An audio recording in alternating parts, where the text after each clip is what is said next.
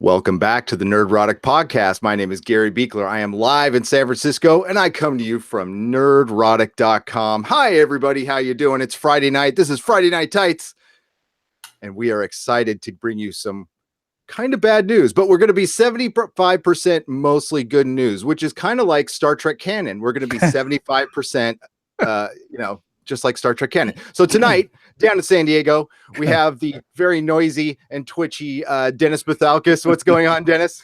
And almost like, no, I'm not drunk yet as of yet, but I'm working on it because of all the news. I'm doing good. How about you? And how are you doing, Susan? I am doing great. Thanks for asking.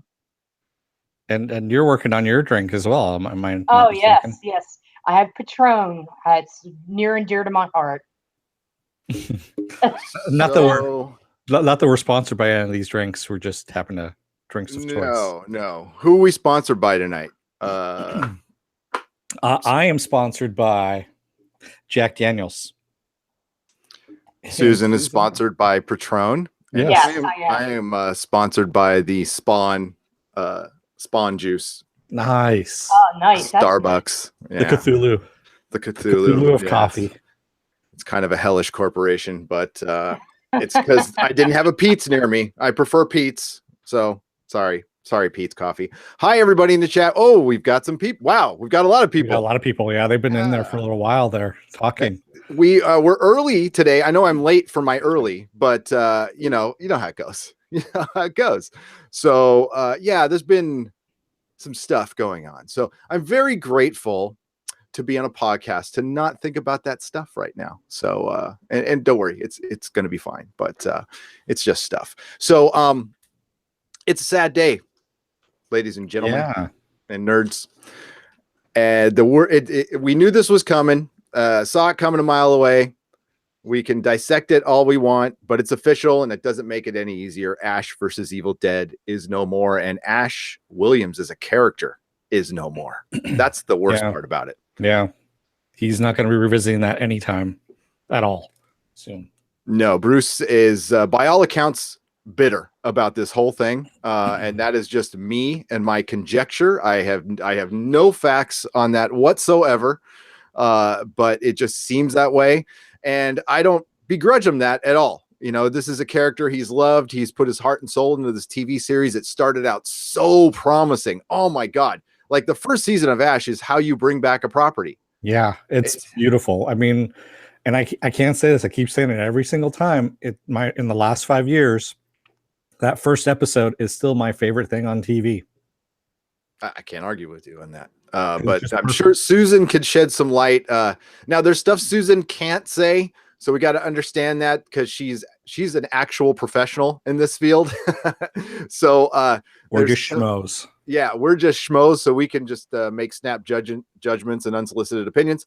But sometimes Susan can't. So if there's some questions she can't answer, that's why. I will say it for her. But what can you tell us, Susan? Well, for all the Ash versus Evil Dead fans, I released an exclusive clip today for episode 9. It was our way of saying thank you for your support. Also, we partnered with Starz on this, and the clip is kick-ass. I specifically picked it. I had a choice of 3, and I picked it because it shows the fans that they do care, that it did call back to Evil Dead. Evil Dead 2 is all over this, as well as a callback to Ash. Ash season 1 with Ashes to Ashes. They even use the same sound effects in one particular scene. And the focus of it is Brandy. And Brandy, in some of her facial expressions and just her general acting, it is Bruce Campbell. It is like you are watching his daughter, like a real life version. And it's a lot of fun, and it leaves you wondering, is she going to be like her father? And it stops the action at a very telling point. So you have to tune into the episode. Sunday night at 9. But yeah, we wanted to release that for the fans. There was a little bit of a problem with it today, trying to get past the firewalls with the clip and everything, but we worked it out. It was a little later than what I had anticipated, but everybody seems to be digging the clip. They seem to be enjoying it, so I'm pleased with that. I mean, everybody that Bring Back Boomstick that helped with that campaign, thank you from the bottom of my heart. I know people are hurting out there, but it's time. It's time to move on, and I guess that's what makes it difficult for everybody is change. But change is the only constant thing. And I will say this: it's time. I'm going to be doing a series of articles for 1428. But we had a good run. We had 3 seasons. Yeah, we would like more, but I'll tell you, for those of you out there who feel like Bring Back Boomstick failed, we didn't fail. We got a network to pay attention to us. And for a small fan movement to get Starz to actually pay attention, we need to be proud of that. So, thanks to everybody that made that work. And thank you, Susan, for trying so thank you. hard. Yeah, you've done amazing work that I hope Starz is grateful for. A bunch of free marketing, tireless legwork on the phone, on Twitter. I've seen it. I've been watching you just on your website, 1428elm.com. Please check it out. And I don't know. I've had a hard time finding a bigger fan of a show, a true fan than you. And it's okay when you're writing articles on a TV show and you're just recapping. It is okay to break out the pom poms. I got no problem with that. Plus, Susan does get real. I mean, she'll lay down some dirt if she needs to and say her opinions. So that I appreciate too. So great job, Susan. You did everything you could. Wow, maybe Starz should hire you. Just saying. I mean, I have to give a shout out. It wasn't just me. I mean, there were a lot of fans out there. The Ghost Tweeters gang, they all know who they are. Yes, they do. That got to interact. And I need to say this about Ash versus Evil Dead. It started out years ago with a dream and 3 guys in Michigan. And I guess that's what made me fight so hard for that show. Sorry, I'm getting a little emotional. Okay. It's okay. Because for that to have happened, they show everybody out there that if you work hard and you persevere, you can make shit happen. And that's why they have a small but passionate fan base. And I just, there are so many people, my editors at 1428, you guys, people that, got behind, the movement, and you did your best. And, we did it to honor the Michigan Mafia and what they accomplished, because that's what it's all about. That's what, what America was founded on. Hard work, perseverance, ethics. And they listened to their fans and they gave them the show. And we're all eternally grateful for it. I mean, it's hard to explain, but that's why I did it. I did it for the fans. And also, because I do like the characters, I do like the Evil Dead series. So, the takeaway is that sometimes all your best efforts are not going to work, but you can get noticed and you can get recognized for that. And it will. And this is a show, when it gets 5-10 years on, people are going to go, remember that show? God, that show was kick-ass. Damn, I wish I would have watched it when it was live on the air. I hear that all the time with, say, Briscoe County Jr. Everybody I talk to loved that show. It got canceled after one season. Didn't stand a chance on Fox. Was it two seasons? Yeah, it was two seasons. Yeah, that's it. That show should have ran for 10. It was that good. I got a story about that, but that's for another day. That is for another day, folks. And Ash, I think, I think it deserved a 4th season. Beyond that, I don't know. I can agree with some where like the shtick gets old. I don't see it as shtick, but if for the general public, I'm speaking for, the casual fan. But this show isn't for the casual fan. No, it's not. And it's okay to make stuff for just a niche audience. And I came to terms with this probably, I think, in our last podcast, that this was ending, and because everything that we were seeing and happening, we knew that it was done at this point. All the writing was on the wall, and we're just waiting for the final word. I think we even said it in the last podcast as well, the last Ash versus Evil Dead, that they just need to say it. That's pretty much all it is at this point. And now they have. And yes, I'm sorry to see it go, but at the same time, I'm kind of glad that Bruce gets a little bit of a break. Bruce, I can't speak for him personally, but that man is indefatigable. He is just a dynamo, and he goes and he's always doing stuff and he's always busy. And I hate to say this, and I'm probably going to get a lot of flack for it, but we need to let him go. We need to let Ash go. We need to let him move on and do what he wants to do. This is his time now. He gave us that character for almost 4 decades. That's a long run. Now we need to see what's in store for him next and support that and get behind it. Same with Ray and his new movie, and Lindsay and his, and Dana and her career. These guys are not flash in the pans. We're going to be seeing them. And the outpouring of love that's all over the place is staggering for those guys.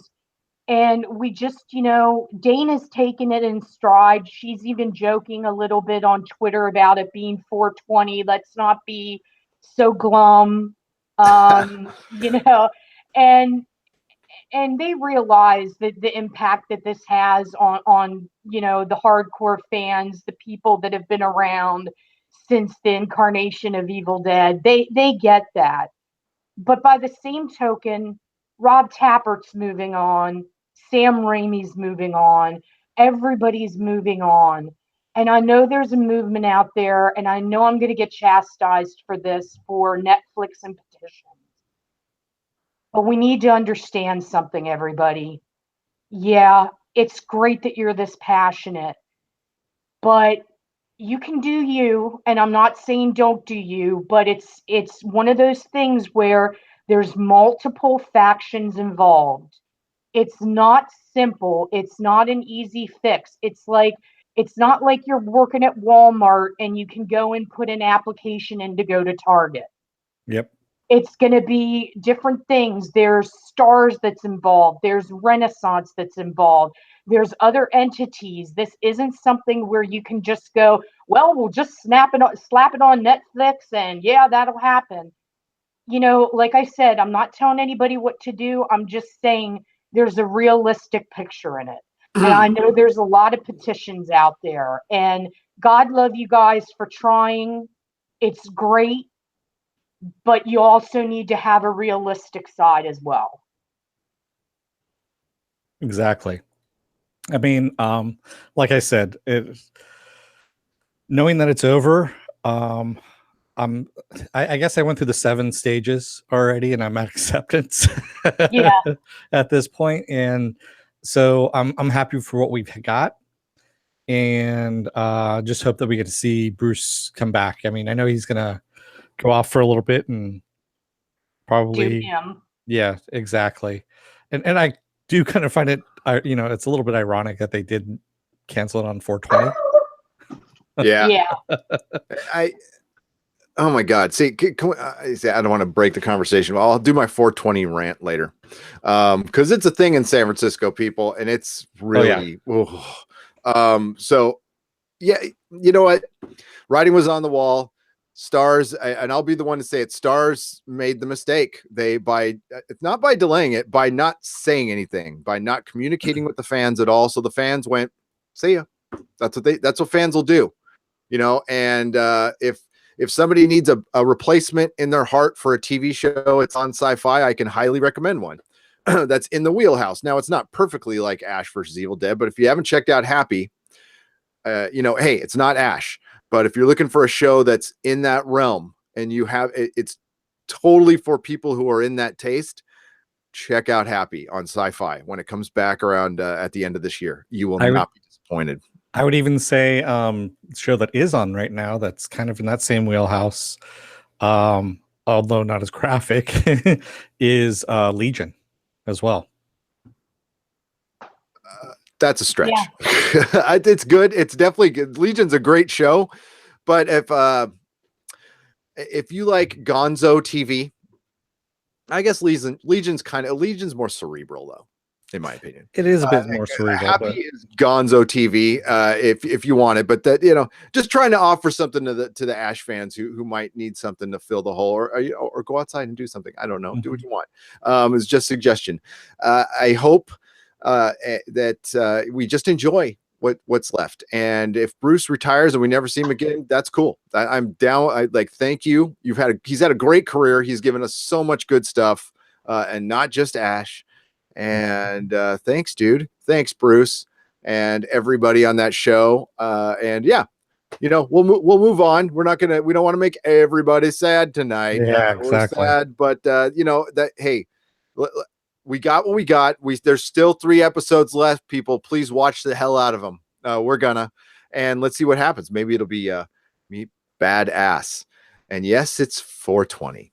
I can say I saw something accidentally today. I won't say what it is, but I'm going to say to all you guys out there, episode 10. That's all I'm going to say. It's penultimate. It's a pinnacle. It was an oops, what happened to me, but I want to let the fans know, tune in. It's going to be emotional, but it's going to be fucking worth it. Nice. It will be. And it'll be the kind of thing where it's going to make some Super Bowl games look, kind of tame, but it's going to be fist pumping, and it's going to be, just tune in. You're going to be well rewarded. Oh yeah. And Viking Bitch. All I saw of Viking Bitch was no, I love Legion, and that does imprint in my mind that when the Fox Disney deal goes down, we will be going through this with Legion. Be prepared. Be prepared. Disney will not continue anything. Trust me. I wish they would. I do not want to, but I don't want to lie to people. And and Disney's canceled good stuff before. Fox has done it too. Yeah, I don't know. Well, maybe TV shows. I don't know too much about that. Movies, I know they're talking about. Yes, they're going to probably reboot Fantastic Four and X-Men, but Deadpool. Are you serious? No. Iger said he would like to continue Deadpool, and then Kevin Feige said there will never be a rated R movie in the MCU. Well, in the MCU, but they're kind of there was something that just came out today that I was reading that they were saying they'd probably leave Deadpool in its own little rated R universe. Don't get your hopes up for that. Trust me, it's just Disney we're talking about. I for one, they're supposed to do 4 more Deadpool movies. That's kind of ambitious. And I don't know if you heard, I can report the news that Dark Phoenix is going through extensive reshoots again because the ending is a hot mess. And I'm telling you that movie's probably going to get thrown on the streaming service.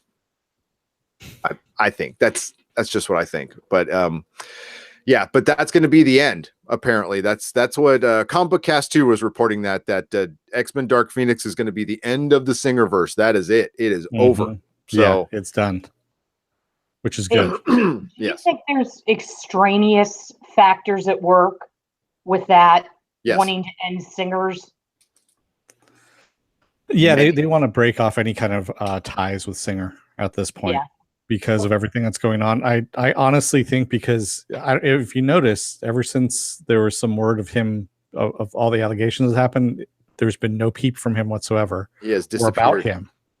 And the reason I think is they're waiting for this movie to come out, do what it's going to do, and then you're going to hear a whole bunch about his stuff that comes out because I think it might even be bigger than Weinstein's.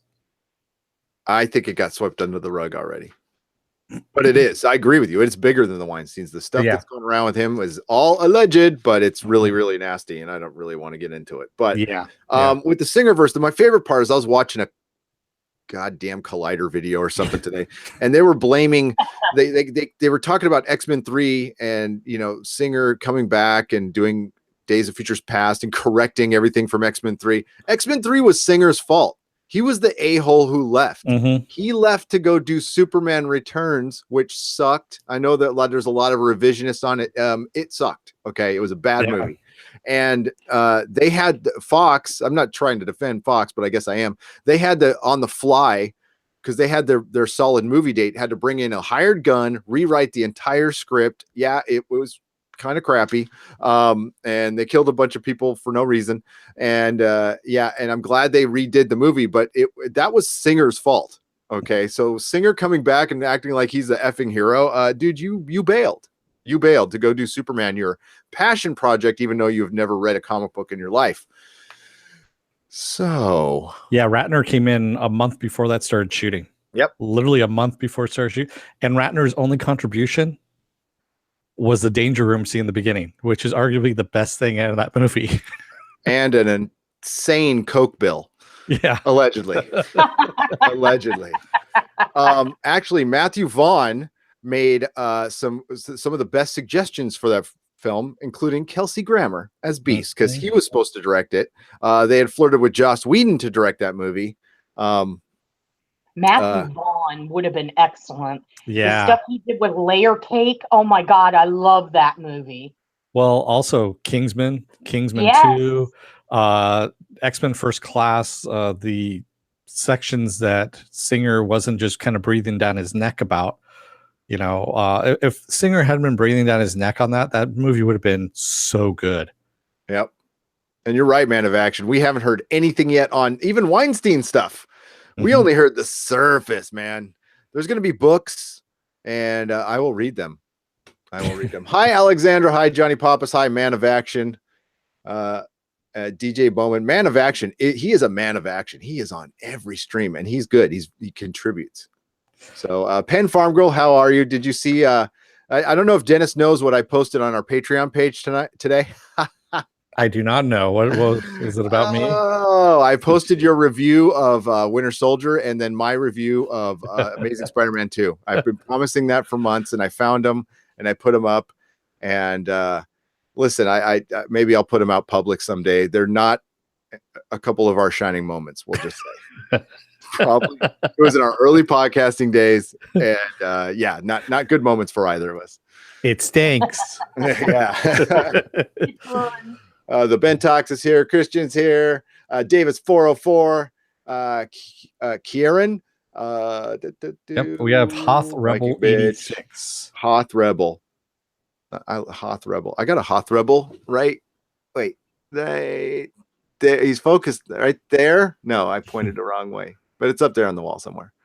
But I had to put it's up over in this section. My score right here was my Mego Star Trek figures. I saw that today. Okay, dude, I got those on eBay for $50. Nice. All of them, all 6. Like there was a day that shows you like the interest is dying down, because like back in the 90s, those would have been about $75 a piece on card. Damn. So to get them all for $50, I was so happy. I tweeted. Hey, I just want to say the Bentox actually got that joke. The critic, it stinks. That's exactly what I was doing. Ah, yes. Thank you. Yeah, and that was a nice score, by the way, Gary. It really is. Yeah, thanks, man. I was super happy about that little late night eBaying. You know how that goes. So let's do the news, man. Yeah. So speaking of sex trafficking, Oh, That was a bad transition. It was a really bad. I had nowhere to go on that I one. was I'm going to sorry. put that in the title, but then I thought better of it. Yeah, I I'm put glad the you did. Smallville Yeah. sex cult, but I just put Smallville cult. Yeah, so Alison Mack was arrested in New York City today, and she is going to be brought up on sex trafficking charges and faces 15 years to life in prison if she's convicted. Okay. Free Allison. Hashtag free Allison right now.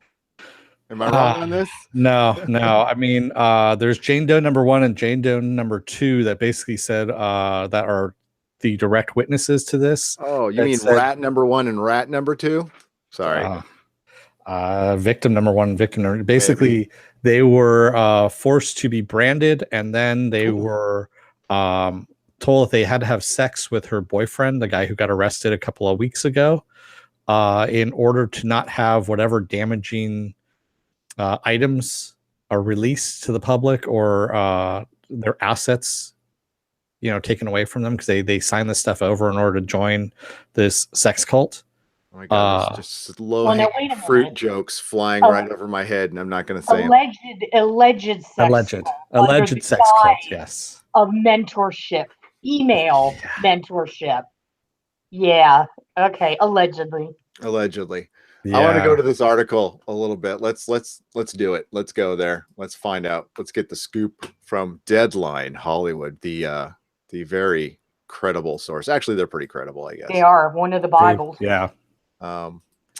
And I love their Westworld ad at the end. By the way, we'll be doing Westworld live coverage right after Westworld 422. Okay, so yeah, Alison Mack. Look at how cute she is. She's so cute. Like really, it's an old picture. I don't care. She was so cute. So I'm taking the Smallville reunion is out of the question at this point. Probably. Okay, that's too bad. There was one. No, I was just kidding. They're going to reboot it. That's what they're going to do. Allison, oh yeah, reboot the prequel and not show a Superman again for 10 more years, or maybe it's called Krypton. I don't know. Yeah, maybe they'll do a show on the creation of Krypton.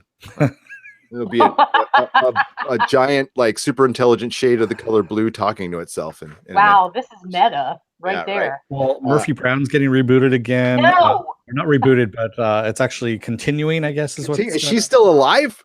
Still alive. She's like 80. She's like 80. Just stop. They're doing that again. And there's another show too that I just heard about today, and I forgot. Mad About You, guys. We're gonna cancel. Mad About You. God, we're gonna cancel the Nerdrotic podcast and reboot it. Give me just a second. Okay, we're rebooting right now. All right. Alison Mack, who played Chloe Sullivan for 10 years for the Superman Not Really TV series Smallville, was arrested Friday in New York on charges of sex trafficking.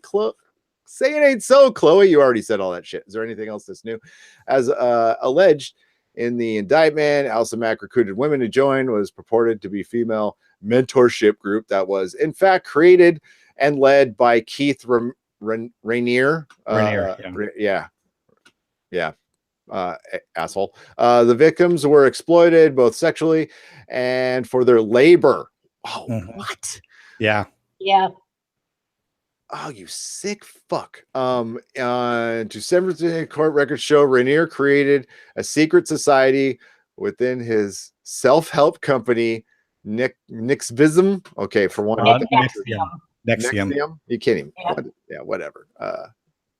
And Lord/Master. Oh, by the way, I want you all to refer to me as Lord/Master of Nerdrotic from now on. Of the obedient female companions, according to the U.S. Attorney's Office. What the fuck? That's what I'm saying, man. It gets weird. Damn. If she was involved in this, at what point when they asked her to procure services, sexual favors, did she not sit back and say, wow, I have now become a madam of a brothel? It's not a brothel. She basically what they were doing was they were taking women and basically saying you now belong to this person. Essentially, that's at that point, that's what she had become. Not literally, Dennis, but honestly, if she would have stopped there, That would have been legit. But Also, the brand that they were branding these women with is an amalgam of her and Rainier's initials, just turned sideways. oh my God, it's not even clever. Yeah. So it's not even like she can say, "Oh no, that wasn't me." It's there. It's branded on these women on their pelvic region. Is this going to be on SVU? I wonder. It's coming. I feel it. Probably at some point, yeah. Because Catherine Oxenberg, she was actually involved in this back in the about almost 20 years ago, and she was the one that brought it to light to the FBI because her daughter started getting sucked into it and didn't want her daughter being sucked into it. So And that's. I'm sorry. Alison Mack was supposedly targeting actresses. Yeah. That was her function. And of course, if you're young and you're naive and you have stars in your eyes and you know she did a successful TV show, of course you're going to want to be, in quotation marks, mentored. Because you want to be the next best thing. Well, you know who else was involved in this too is the girl who played Callie from BSG from Battlestar Galactica. Oh. Yeah, she was with her. There's a little video of when Alison Mack was there when Rainier got arrested in Mexico by the federales and taken over to the border and dropped off to the FBI. And Alison Mack's in the video, but Callie is standing right off to the side there. And they mentioned, you can hear her talking. I want to see what this dude looks like. I bet he's pretty sleazy looking. Yeah. Yeah. Probably looks like he does 70s porn. There you go. Right there. There's wait a minute. He looks like he'd be on like a show like he looks like Gary Cole.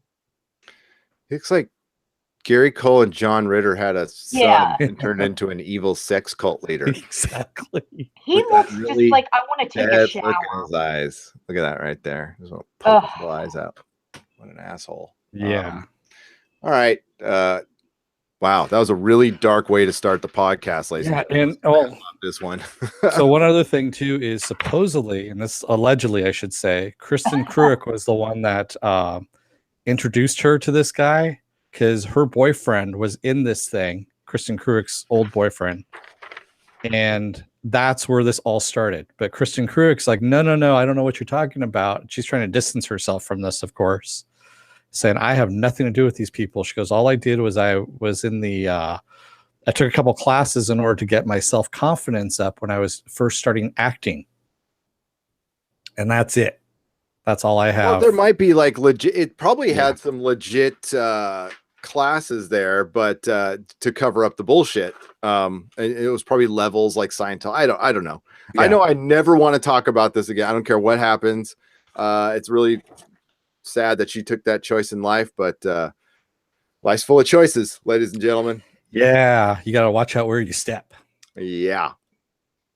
So on to some happy news. Yeah. We got the final trailer for Deadpool 2. Did you guys get a chance to see it? Yes. Yeah. Right. Johnny Papa says, "Can we talk about Spock now?" I know, right? We're getting to that. We're getting to that. So yes, the Deadpool 2 trailer. Let's talk. I didn't go over the chat. People might have something to say about that before we entirely move on. But okay. Looks like a guy from CSI. They got branded. What the fuck? He's a typical Hollywood parasite. Parasite. I was hoping that Allison's involvement was a rumor, says Jody, but evidently she was second in command and even introduced some of the most twisted practices in the facility. Yep. I don't like sex trafficking as a term. It's being used in every damn thing, right? It's slavery. That's pretty much what they were doing with slavery. Yeah. I think they were trying to not use that word, and I think it's Hollyweird is all over it, says Man of Action. Yeah, that's probably why they got away with it for so long. I bet you a bunch of people knew. A bunch of people knew. I guarantee it. Well, that's why they were in Mexico. Because they knew he knew he was going to get arrested, and he thought he'd be okay in Mexico. A bunch of people didn't know. I mean, this guy got away with this for a decade. People knew. 2 decades. 20 years. People freaking knew. Okay. Yeah. And they didn't say anything, just like with the Me Too stuff, Hollywood. And you wonder why nobody's watching your movies anymore. Just saying. Yes, we will get to the Doomcock video. It will play heavily into what we are going to talk about Star Trek tonight, but I definitely want to do something positive, which is the Deadpool 2 trailer, which was amazing. Yes. And we got an introduction to a new character, Paul. Yeah, everybody's talking about Paul. I knew he would become like a meme. Yeah, Paul's going to die a horrible death. The Thanos joke, yes. I know. I actually think what's going to happen is there's going to be a whole bunch of hail of bullets, and he's going to walk away unscathed, and just go, you know what? They don't pay me enough for this, and he's just going to walk away. If Disney was running the movie, yeah, I think it's Fox, so I think they'll do that, and then he gets like decapitated by something flying by or something like that. Something like that's going to happen. No, Paul's going to die. It's going to be funny too. We also got Shatterstar. Yes, I loved seeing Shatterstar. That just made me laugh. I'm sorry. It just really did. Played by the guy who should have played Danny Rand in Iron Fist too. That's true. Yes. He was the drunken master who fought Danny Rand in those levels. Costume, dude. His costume. Like, how can we amp it up and make it worse than it looked in the comic books? Let's make it white. All right. Which, I mean, it was in the comic books, but it's so bad. I love how they made that's why literal translation to costumes, I guarantee you that's why they did it. They're like, okay, you want a literal translation of a costume? Here we go. Oh, Bithoulkas, actually, you threw me off too, because I saw that it was Peter, not Paul. Peter is his name. The guy in the Walrus was Paul. That's right. Peter. Yeah, thank you. The Walrus was Paul. Ladies and gentlemen. Did I put yourself on Nichelle Nichols? Yes, not Nichelle Nichols. That's Leslie Uggams. Oh my goodness. Okay. Yeah. I knew I recognized her, and I'm like, that's not Nichelle, but I couldn't. Oh wow, where did they find Leslie? She was actually in the first movie. She plays Blind Al. Oh wow. Yeah, you got to see the first movie. I mean, it's hilarious. It's not your typical superhero movie. It's I don't even like the character of Deadpool. I think the joke, it's perfect for a movie. For an ongoing series, that joke gets so freaking old. But for one movie, it is perfect. And Ryan Reynolds, it was what he was born to do. Straight up. Like, I know that there was a lot of controversy with the Cable role, because it got kind of nasty online with Stephen Lang, because apparently Stephen Lang was not lobbying for the role, or he wanted it, or people thought he did, and the fans would go at him on Twitter. And in seeing Deadpool 2, I'm like, Brolin's probably a good he seems like he's adapted to that that particular role, because Lang, while he's a great actor, is a little too old for that, even though he's in terrific shape. Yeah.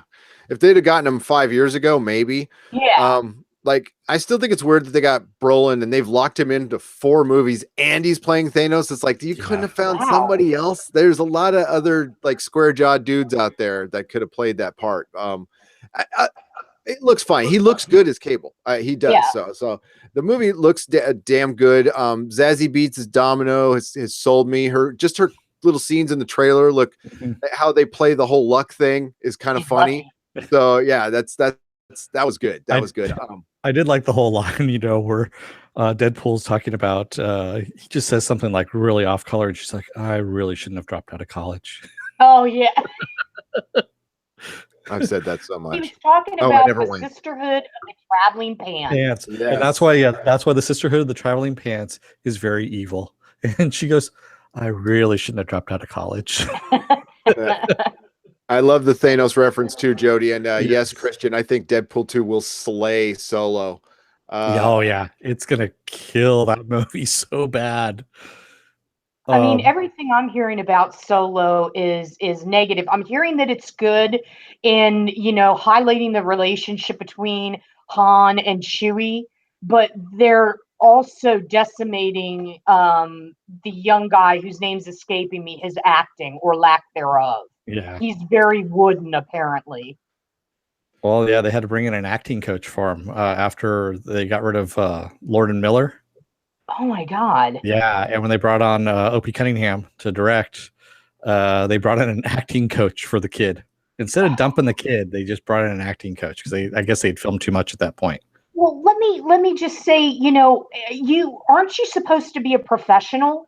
I mean, you should, yeah, you do. A lot of celebrities do have their acting coaches come with them, and I get that. It's like being an athlete. But at that point, when you are in a major motion picture, you should know your shit. Mhm. You shouldn't need an acting coach. That's just ridiculous. It's like, okay, Ron, can you please recast this, or let's work something out here. Help me out in the chat. There is a kid who did a video audition for Harrison Ford. I forgot his name. He looked great. He looked exactly like him, and his voice was like it. Now, the voice on the trailer is better on the second time around, but yeah, like you said, he sounds really wooden. Yeah, and I feel bad for him because it's probably not his fault. He was probably perfect for Lord and Miller, and how that because that's why they picked him. Maybe he was good at just riffing, and now Ron Howard comes in, who's pretty much like a teacher, right? He does everything by the book, which it's gonna, yeah, man of action. That kid was dead on. I don't know what his name was though. Oh my God, it's good. I mean, there's parts of it that look actually good, like the train and those weird snow troopers. But the Star Wars is broken for me, just like Captain America. Like the damage they've done to Luke Skywalker and Stores, it's broken for me. So whoever, if you still enjoy it, great. I'm not going to piss on you for enjoying it. But I'm just like, I have no time for that stuff. None at all. So. Well, if you think about it, Harrison Ford's delivery is very dry. I wouldn't say it's wooden, but it's very low key. And if the kid was trying to mimic the low keyness of Harrison, he missed the mark. He's an actor. Like I've been saying, he's a professional. Watch footage. You can get footage of when Harrison was young. Learn his mannerisms. Yep. Get into him. Don't just go, well, I think I can wing this. No, let's do some preparation, please. Let's try. Who actually would have been a good candidate for that role, I guess you could say, was the kid who played in Baby Driver, who was Baby. Oh, Miles Teller. No, Ansel Elgort is his name. That's right. The Fault in Our Stars. Because what you needed was someone, excuse me, with some swagger. And was that the guy who did the video? Here, I'm going to find out who did, because he kind of looks like the guy who did the video. Because he's the kid that's in Baby Driver who plays Baby and needs that coolness factor, which is what Harrison Ford had. Yeah. And we talked about this before, Gary, in podcast previews. Yeah, that's no, Anthony in Gruber or something like that. Yeah, that's not the guy who I'm thinking of. Here, I'm going to share I can't play the video, but I'm going to share it. Everybody out there knows. I'm the only one who doesn't know. But yeah, that kid right there. Oh, man. He does such a good job, and they didn't give it to him. I don't know why. Maybe they know better than me, whatever. It doesn't even matter. But yeah, the mannerisms for Harrison Ford he's got something you can't mimic. Cool. You either have it or you don't. But if you want to try to mimic Harrison Ford, it's disassociated but interesting, mild annoyance. That's what Han Solo is. To somewhat not to very annoyed, but that's Harrison Ford, and super arrogant. So yeah, exactly. And he looks totally insecure. Yeah. I got a good feeling about this. I know people like that line, but that was no. And can we talk real quick about is it on there? I got to pull it up real quick. It's bad Photoshop. I got a thing about bad Photoshop.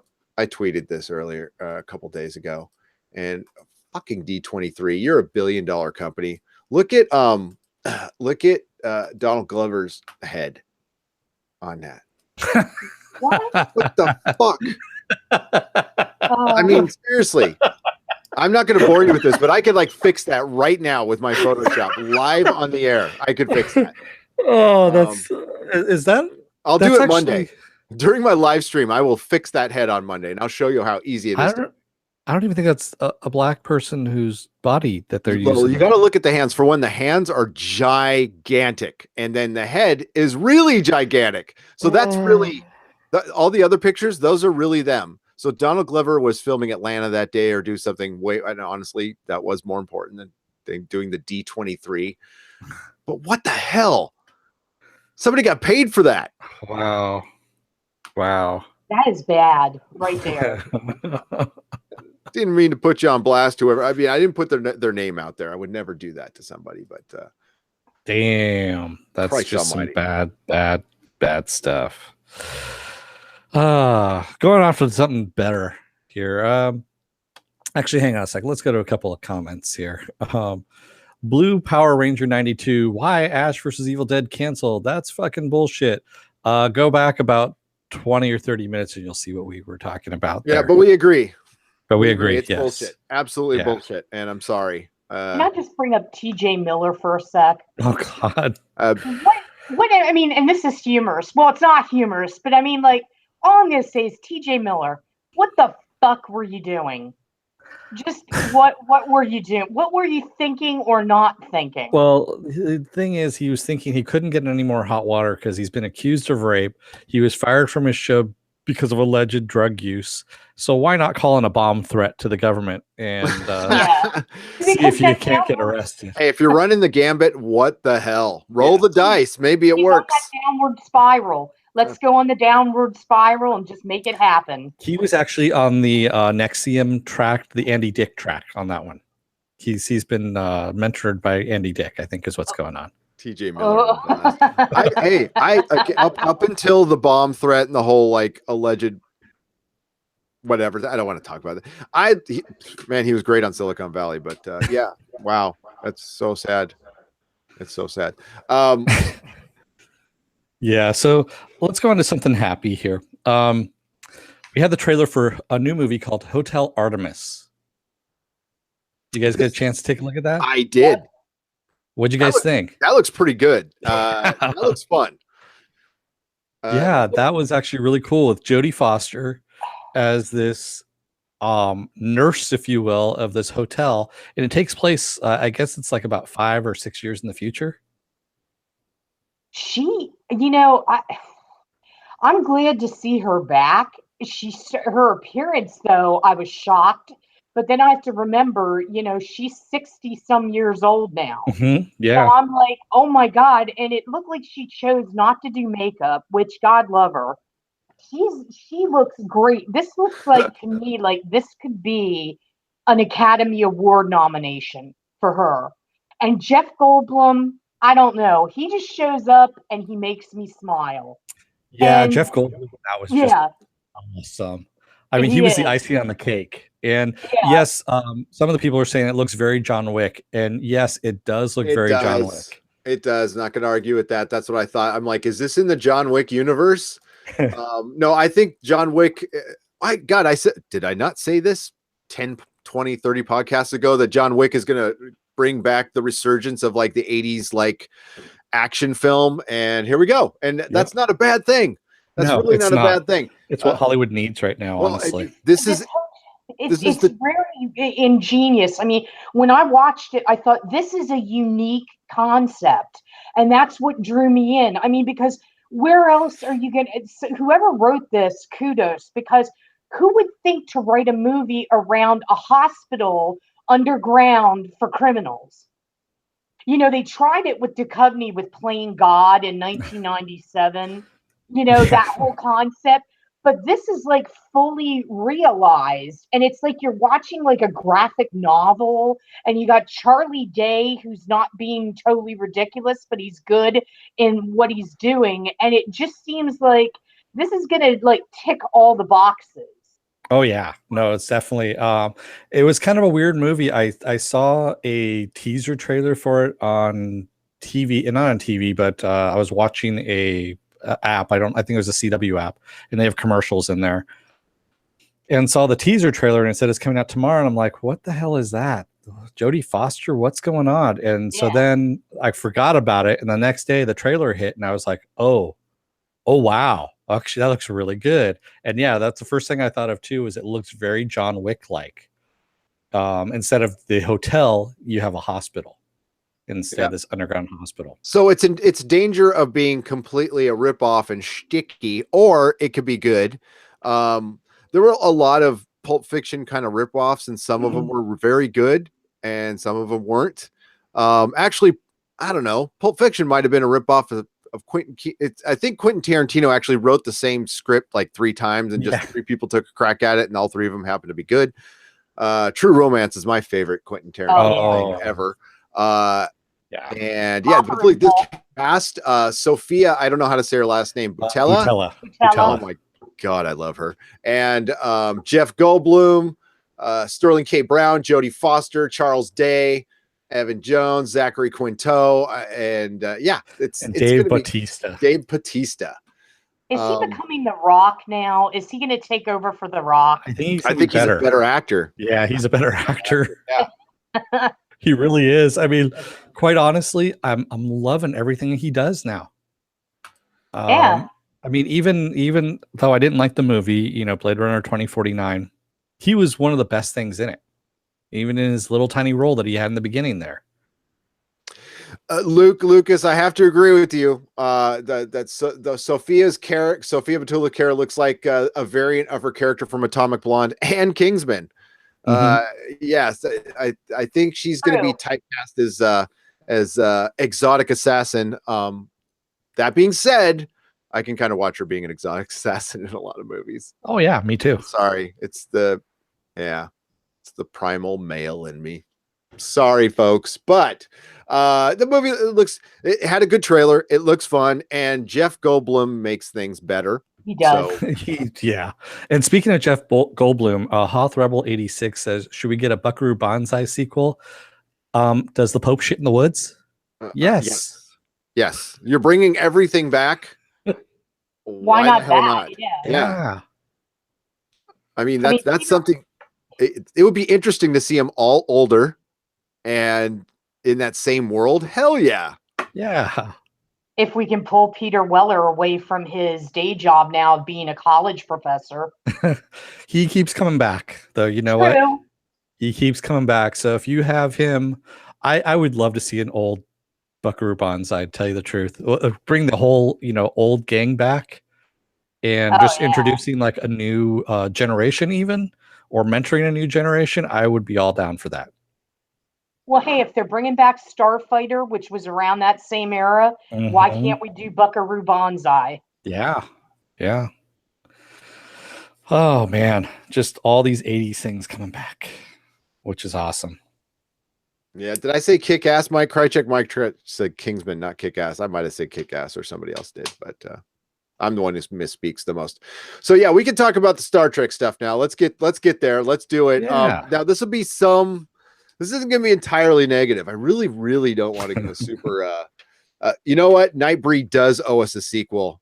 Man of Action. That is firmly in the VHS vault. I know the vault is piling up, but I can tell you that it's the summertime when we do all the vault stuff, because that's when the shows get dialed down. I think we're only covering one show over the summer. It's Preacher, at least for June.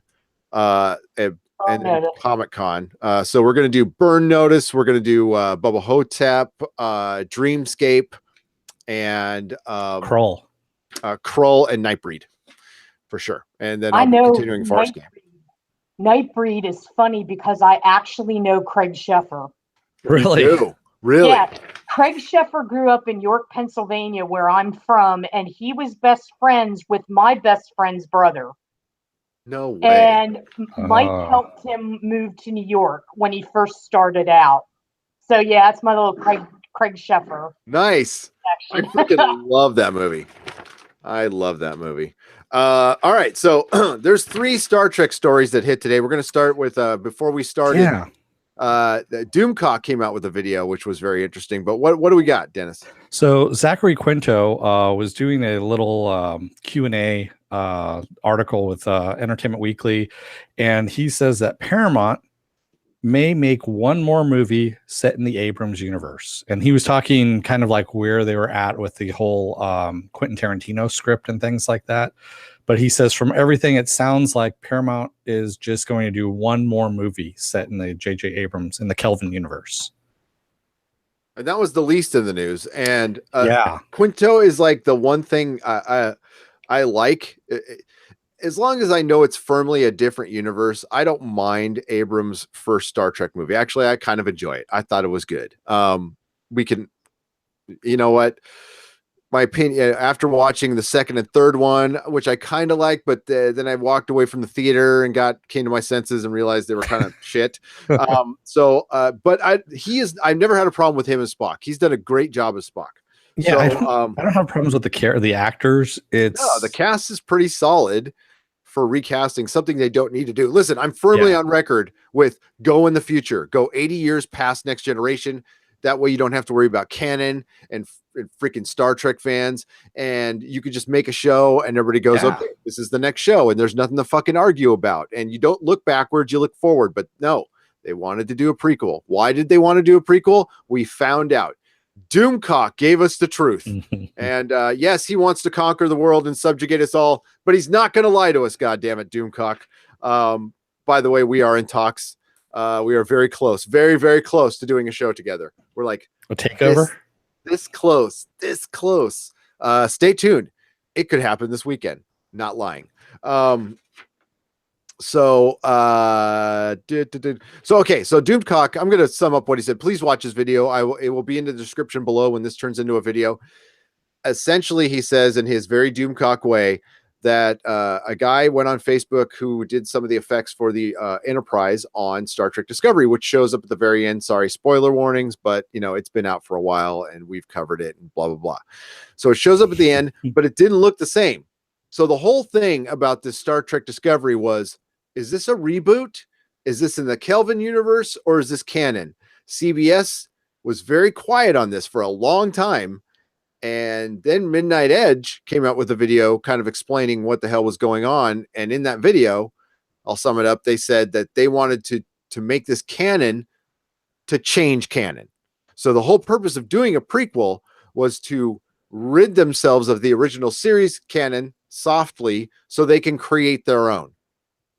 And that what happened was it was going to be like to go into an alternate universe and it was going to become an alternative canon. So that was what the last word was. But then they came out and said, no, it's just going to be Star Trek canon. So this guy comes out on Facebook today and somebody asked him the question, hey, why was the Enterprise different looking? And he said, well, it had to be 25% different looking than the one from the original series. And they asked him why. They asked him, was that legal decision or creative? He said legal. That started a shit show. Another guy came out who worked with them, kind of backed him up on it. Then they both had to delete their Facebook posts. And then there was another post that came out later. A couple of websites also ran with this.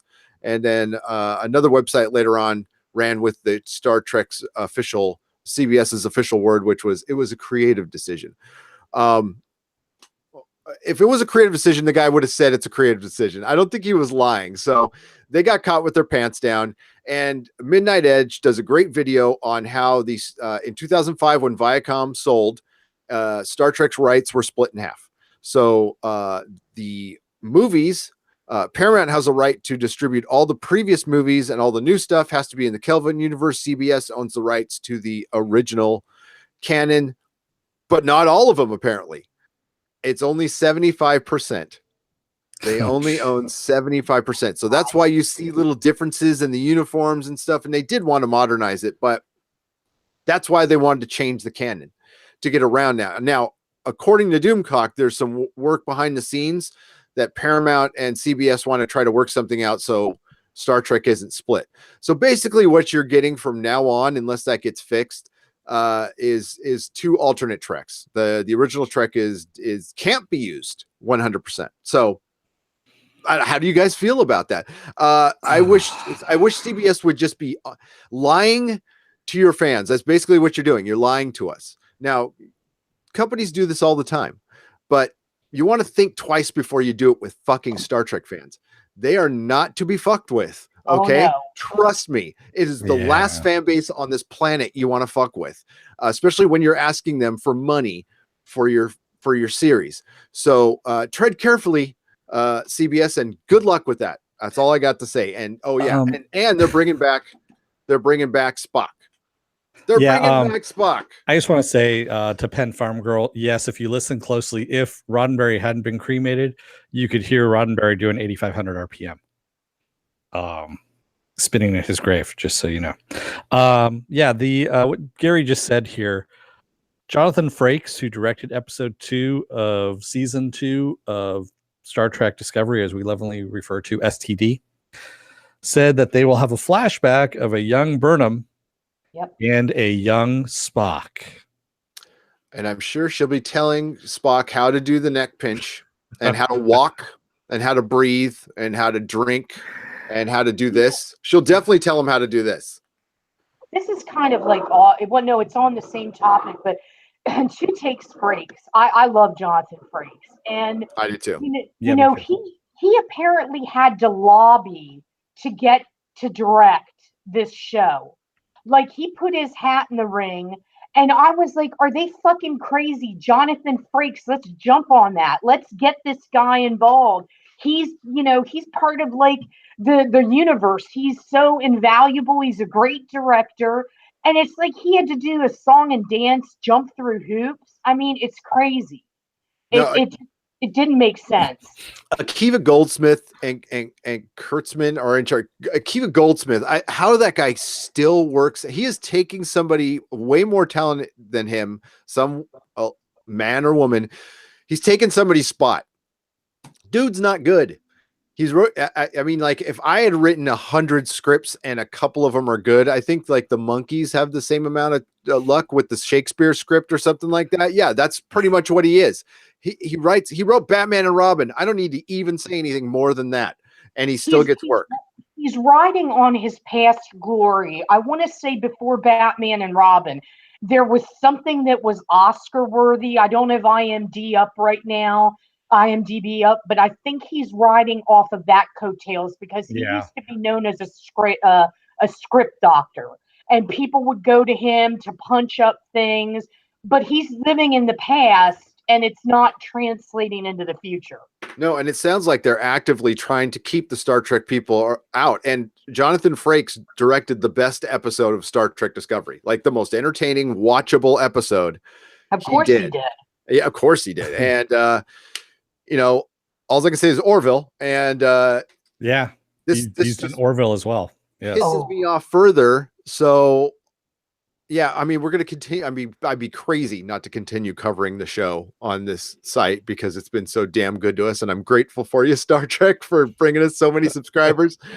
But, oh my God, I'm going to like use somebody else's service. I'm not going to give them money. There's no way I can do that. No, you sons of bitches. Okay, so Doomcock goes even further, though, because there's an interview with a couple of the, I think it's writers or producers. Correct me in the chat if you guys know.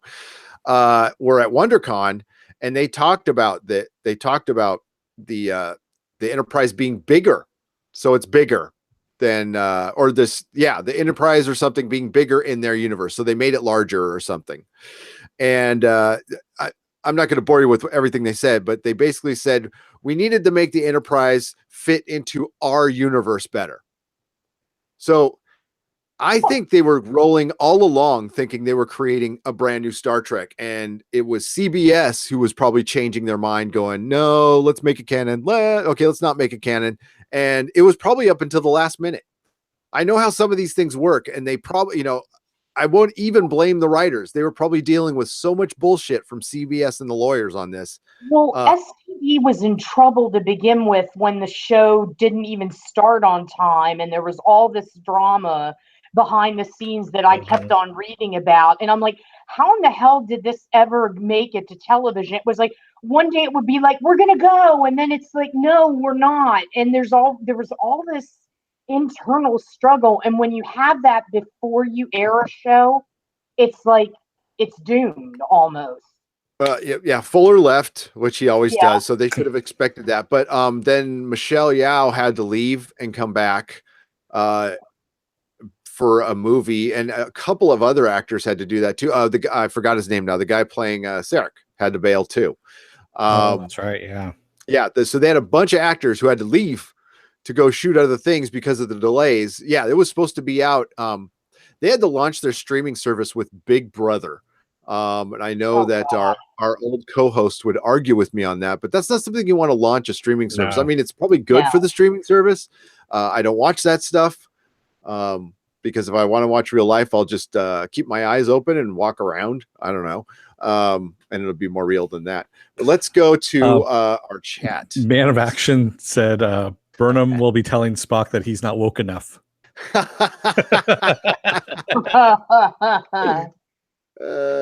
was my favorite one. That's what made me start laughing here. Yep. Yeah, I'm sorry, I'm still laughing. DJ Bowman says Dr. Crusher in love with a ghost. She did do that at one point. Dr. Crusher, but that's still more believable than the science of Doomcock loves to point this out, and I cannot believe I didn't catch this on the first thing, but the sonar working in space thing. He's like, his video on sonar working in space or not working in space is pretty epic. It's fun. Mark Maginot says Frakes episodes were the best in season 1 of STD. Yes, they were. The all the mirror stuff was if they would have just kept it there, it would have been an interesting show. They had a chance. I'm not saying Didn't they say he's coming back though? The article that I read said Frakes kind of teased it and said the Mirror Universe was coming back. Oh hell yeah, it is. Yeah, it's probably their highest rated episodes. That's why it is back. They didn't release any ratings. That they did get initially a lot of subscribers. Duh, everybody knows that. All I can go by is interest in videos people were watching afterwards, not just ours, but I checked others too. So the Mirror. The first 2 episodes were our most watch, and then after that, the Mirror episodes were our most watch, and everybody else's who was doing recaps. A lot of people had given up doing recaps after the 2nd and 3rd episode. But for those of us who kept it going, only the Mirror. After the Mirror episodes were over, nobody cared. Viking Bitch asks, does STD have a big fan base? If not, this will shrivel and die. No. I think a lot of people were hate watching the first season, and I would say that was a good 50%. There's a lot of true Star Trek fans who just wanted it to be good and stuck with it because they're freaking. I call them Trekkies, but it's not out of hate. That's what you've always been. The whole Trekker thing. You're a Trekkie, and own it. It's okay. Being a Trekkie is cool. And yeah, I think they just want it to be good, and there's nothing wrong with that. You know, it's like you love your thing. I wanted Indiana Jones Crystal Skull to be good. It wasn't, but I wanted it to. Oh, yeah, don't get me started on that one. Ed Brewer says, you got the rights, you got the budget, and we get STD. Not fair. Right? It's all about the right people. I mean, at first, if Fuller would have done a better job, but I'm going to reel that back because a lot of the ideas they used were his. So what is that guy's problem? How does he keep on getting shows? In the real world, if you had a guy like him that comes in and takes a job and leaves after a week, word would get around. But here he is. He did that to STD. He did it to American Gods. I mean, it's like, what is his story? Does he get bored? Does he get pissed off? I don't understand how he's still working. I think he's like a meaner Guillermo del Toro. I think he's honestly, I think he's like an artist. I think he's really creative, super creative and smart. Like his stuff on American Gods, I'm not going to lie, it was great. Yeah. It was great. But he was also working off of somebody else's material and making it better, in my opinion. But that being said, he's kind of he's a control freak. So he's a great artist, but he's a total control freak. And I know that, and there's a lot of those in Hollywood, but like Hollywood's the worst place for you if you're a control freak. Then go off and do what Robert Rodriguez does. Make your own shit. Yeah, exactly. Yeah. Alexander Sandu says, I can enjoy The Expanse, The Orville, and Discovery for different reasons. I don't care about Star Trek Legacy. See, the thing is, for those of us that do care about it, when you go in and you start kind of ruining it, you really ruin it, especially this way that they're doing it. and it can be insulting at times, when they take something like, say, Luke Skywalker and make him some hermit that's been on a planet for 20 some odd years just because he tried killing his nephew in a fit of doubt for a second. That's all I'm going to say. No, okay. While I agree with that, there's a happy medium in there where you don't have to like get down to the dogma of all the canon and stuff. I totally get that, but they went out. I've said this on all of our recaps that they went out and made the hardest decisions they could. They made it harder.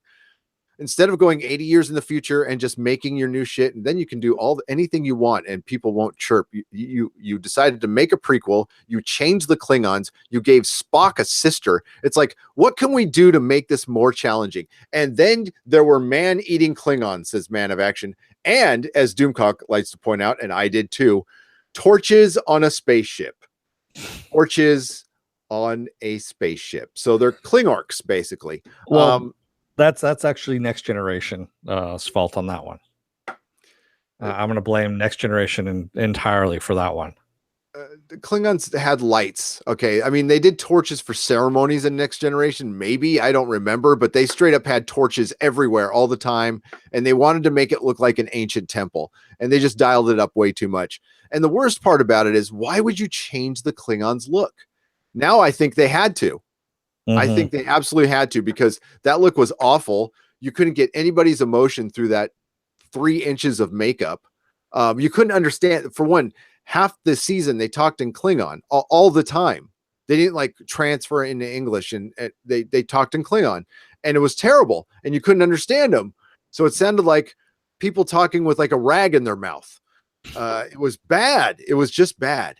But the torches in the spaceship was bad. That was the worst. See you, Christian. Christian said he's got to go. So bye. Thanks. The whole thing. You're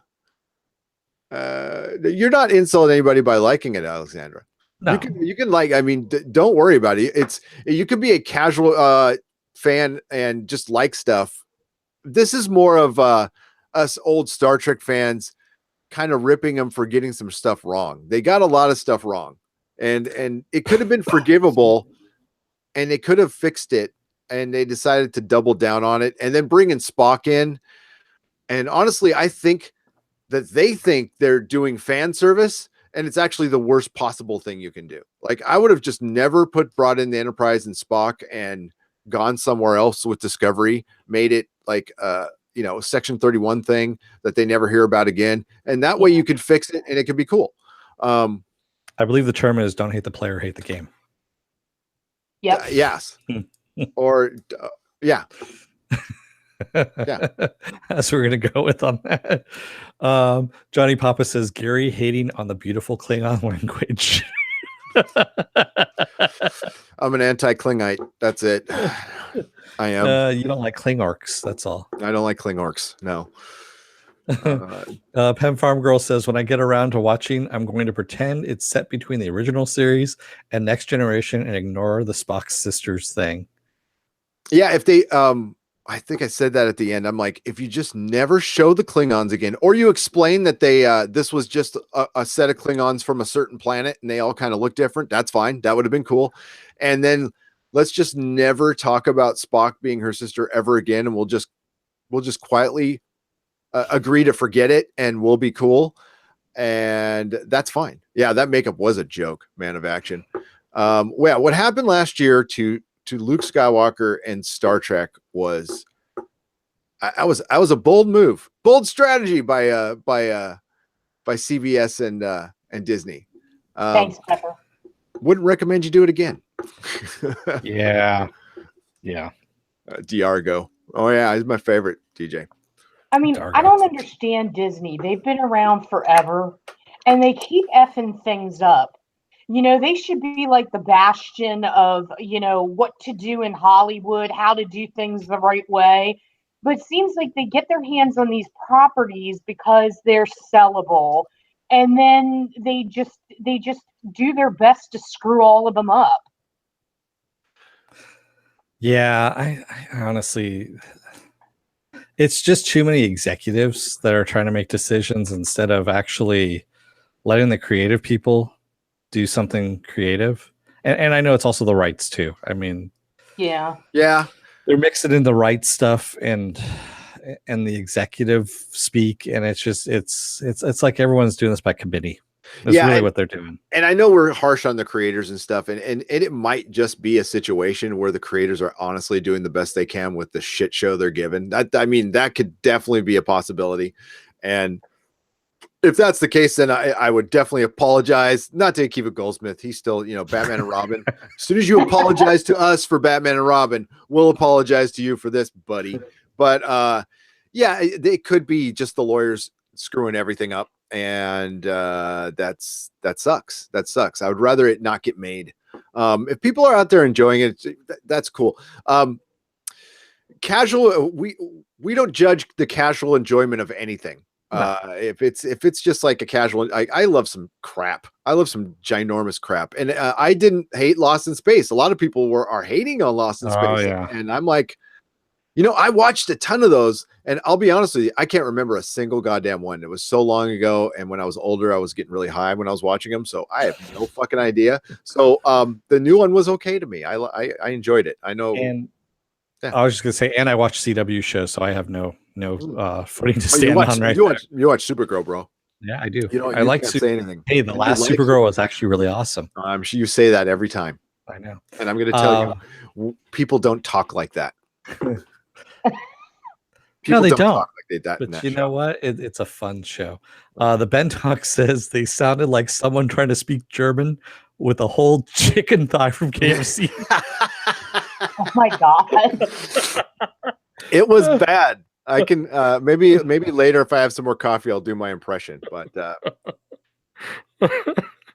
I'm sorry, that was actually pretty good. There's a lot of dirty jokes, low hanging fruit again, right there with how they sounded like, and you can all just use your imagination.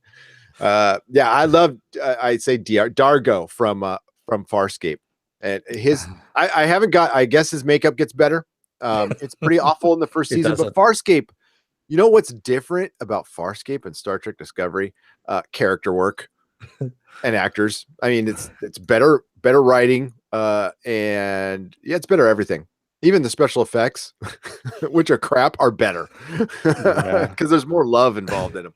Yeah, see, Penn Farm Girl gets it. Supergirl has Wonder Woman as president. They do. They have Linda Carter as president. And there was actually someone, I was reading this online as people were talking about Linda Carter is supposed to be in Wonder Woman 2, the movie. And people were going, well, why not make her president in Wonder Woman 2? That way you can kind of play with the idea that maybe it covers all these different universes where Linda Carter is president in all these different DC universes. Yeah. And I'd like to say Supergirl, we lose a viewer. Nobody cares. I can't believe that show got freaking renewed. Unbelievable. They love it. The 200,000 people who watch it every week do love it. Yes. No, I'm sorry. It's 300,000, which is more than Ash. So, well, what can I say? Yeah. So, speaking of depressing things, since we were there, you're right, man of action. Is O'Bannon related to so two of the creators of one of the Henson, some of the Henson people were involved, and I saw what's his name, so and so O'Bannon. Is he related to Dan O'Bannon, the guy who wrote Alien? Rockney O'Bannon. Is he related to Dan O'Bannon? Rockney O'Bannon, if I remember correctly, used to be involved with the old Full Moon Studios back in the 80s. Asking if he was related to Dan. I don't think he is. I don't think he is. Oh, it's his son, actually. Man of Action says his son. Okay, there we go. Yes. Dan O'Bannon is the shit. Okay, one of the greatest writers in Hollywood. Yep. He's all love Dan O'Bannon. So yeah, Rockney O'Bannon. Freaking Farscape's awesome. I've jumped ahead a little bit. We're a feisty fan. Yeah, I got to send her season 1. So her and I are gonna do just like a season by season thing. It can't be this Saturday though. Got a date, so I had to cancel Saturday's podcast, unfortunately. I think we're gonna go see A Quiet Place. Yes. Well, first Melissa said she wanted to see what was that comedy with Schumer? I Feel Pretty. Yeah, and I just said no. Absolutely not. I mean, like, No. she said yes to a lot of superhero movies, so it's hard for me to say no to her. But I was like, how about this movie? This looks better. Oh, DJ Bowman, we will be watching Cobra Kai. Don't worry about that. Yes, Yeah. we're We'll be watching watching Cobra the Kai. shit out of that. Yeah, that's going to be awesome. And Sweep Bruce the leg, Danny. He's gonna So- blow a meniscus, Danny. He's going to blow out a rotator cuff there. Mhm. Yeah. Oh yeah.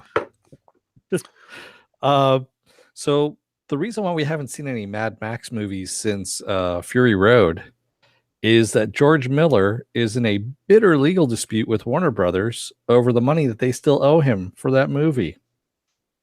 And it's actually taking place in Australia because Warner Brothers tried getting it out of Australia, and the magistrate court down there said, no, everything that's happened here.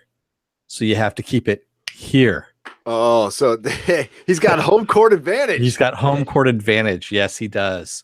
But it's already 2 years in the making of this this lawsuit. And Warner Brothers keeps trying to get it excused. Of course, that's not going to happen because the magistrate is on his side.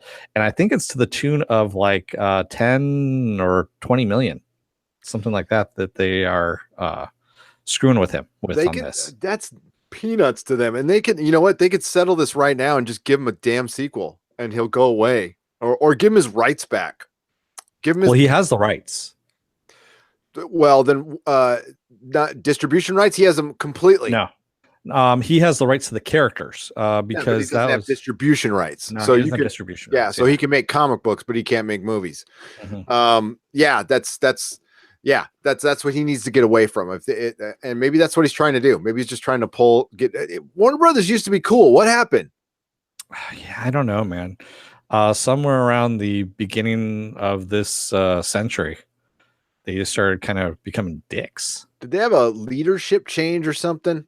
Does anybody know about that? Because they used to be, man, remember they used to be on top. Dark Knight came out. They had Harry Potter going on, even though, I mean, that was its own thing on the side. Yeah, they were ruling. And this, I would like to present this case to all Disney fans right now that, yeah, you're only on top of the world for so long and something happens and then you're not, nobody wins forever. The Patriots aren't going to win forever. The Yankees didn't win forever. The Padres never win. So, yeah. Okay. I found out who is the CEO at Warner Brothers. Kevin, and I don't want to butcher the man's name, Sujihara, and he took over for Barry Meyer on March in 2013. Ah.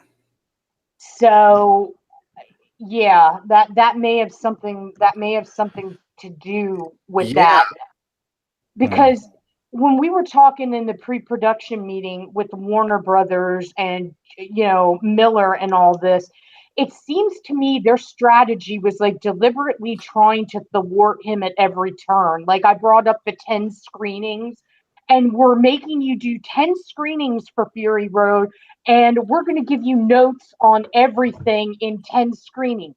That's just fuckery right there. That's, yeah. You know how what happened with this, and I forgot to mention this in our pre-production meeting. So Miller was actually signed up to do the Justice League movie.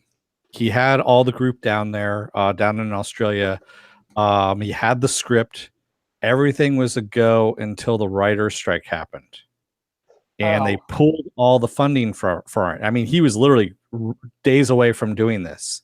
And they pulled the funding out. I mean, they had the costumes, everything. It looked actually pretty badass. The woman who plays Bait in Fury Road was his Wonder Woman.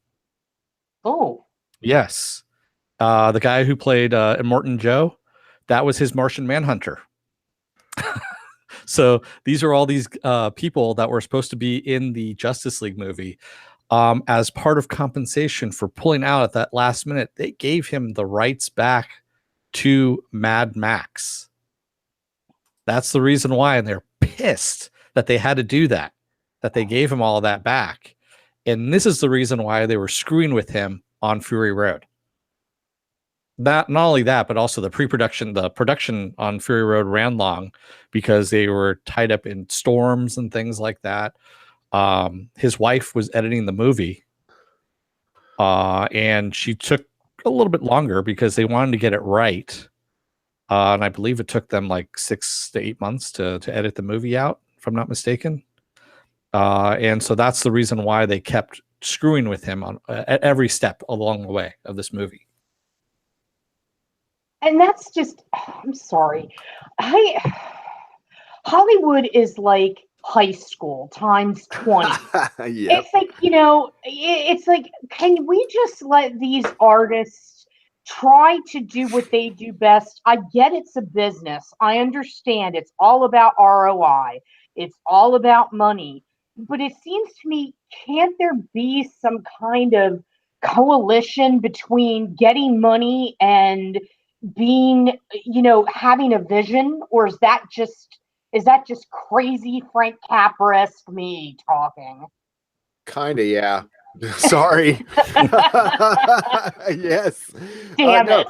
No, it's that's what we all want, and Dennis and I have talked about it, and so is everybody else. That this is why we can't have nice things. Mm-hmm. This is why we can't have nice things, and we're lucky we get when we get 3 seasons of Ash, or we get MCU. I mean, you will never see the MCU again, ever, ever, ever, ever, ever. So enjoy that while it lasts. It's coming to an end too. I don't think Phase 4 is going to be much, to be honest with you. It could be interesting, but I don't think it's going to be what we just had. We're coming to an end of something really special, and I can't wait to see. I can't wait to see Infinity War, but then again, I don't want it to end, and it's going to end. So yeah, these bitter court battle over Mad Max Fury Road blocks 2 new movies. F you, Warner Brothers. Yeah, he's had these movies written since the 90s. He's mapped out the entire universe. If you get the art book, which I have for Fury Road, beautiful book, by the way. It's amazing the amount of work that he put into this over a couple of decades, thinking about this movie. That's why the movie came out so well. And it's all practical effects for the most part. Now that's amazing. Yeah, I know. And Tom Hardy took over an iconic character that I was so 100% against, and I went and saw the movie begrudgingly, and I loved it. So it won. I mean, I love Mel Gibson, and he did a great job. I mean, he's no Mel Gibson, but he did a great job, and I love that movie. I freaking love that movie. It should have won Best Picture, whatever. Yeah, it really should have. And yeah, so this is why we can't have nice things. He's a great actor because he becomes the role. I mean, I saw him in a movie with Gary Oldman about the serial killer in Russia. And I can't remember what it was. And he was so convincing in that role. It's like every role he does, he just makes it his own. He just takes it over, and you don't see him. If you really want to see something good, and it's something that we cover, Taboo. Oh yeah, I've heard about that one. Oh God, so good. That TV show is awesome. It's so good, and it's filming right now. It's Stephen DeKnight, and if you haven't seen that, folks, go back. It's 8 episodes. It's on FX, but it's also a BBC production, so it's even at a higher level. It's got Jonathan Pryce. Every white English actor under the sun that's still alive is in that show. It is, it's fantastic. It looks beautiful. Tom Hardy is at his most Tom Hardiness. He grunts a lot in this movie. There's a 2-minute video on YouTube of his grunts from that. It's very entertaining. Enterprising. Oh, that was another one that was an early hit for us. We just decided to do it because we it looked cool, and people watched us. Yeah, we had a Tom Hard on.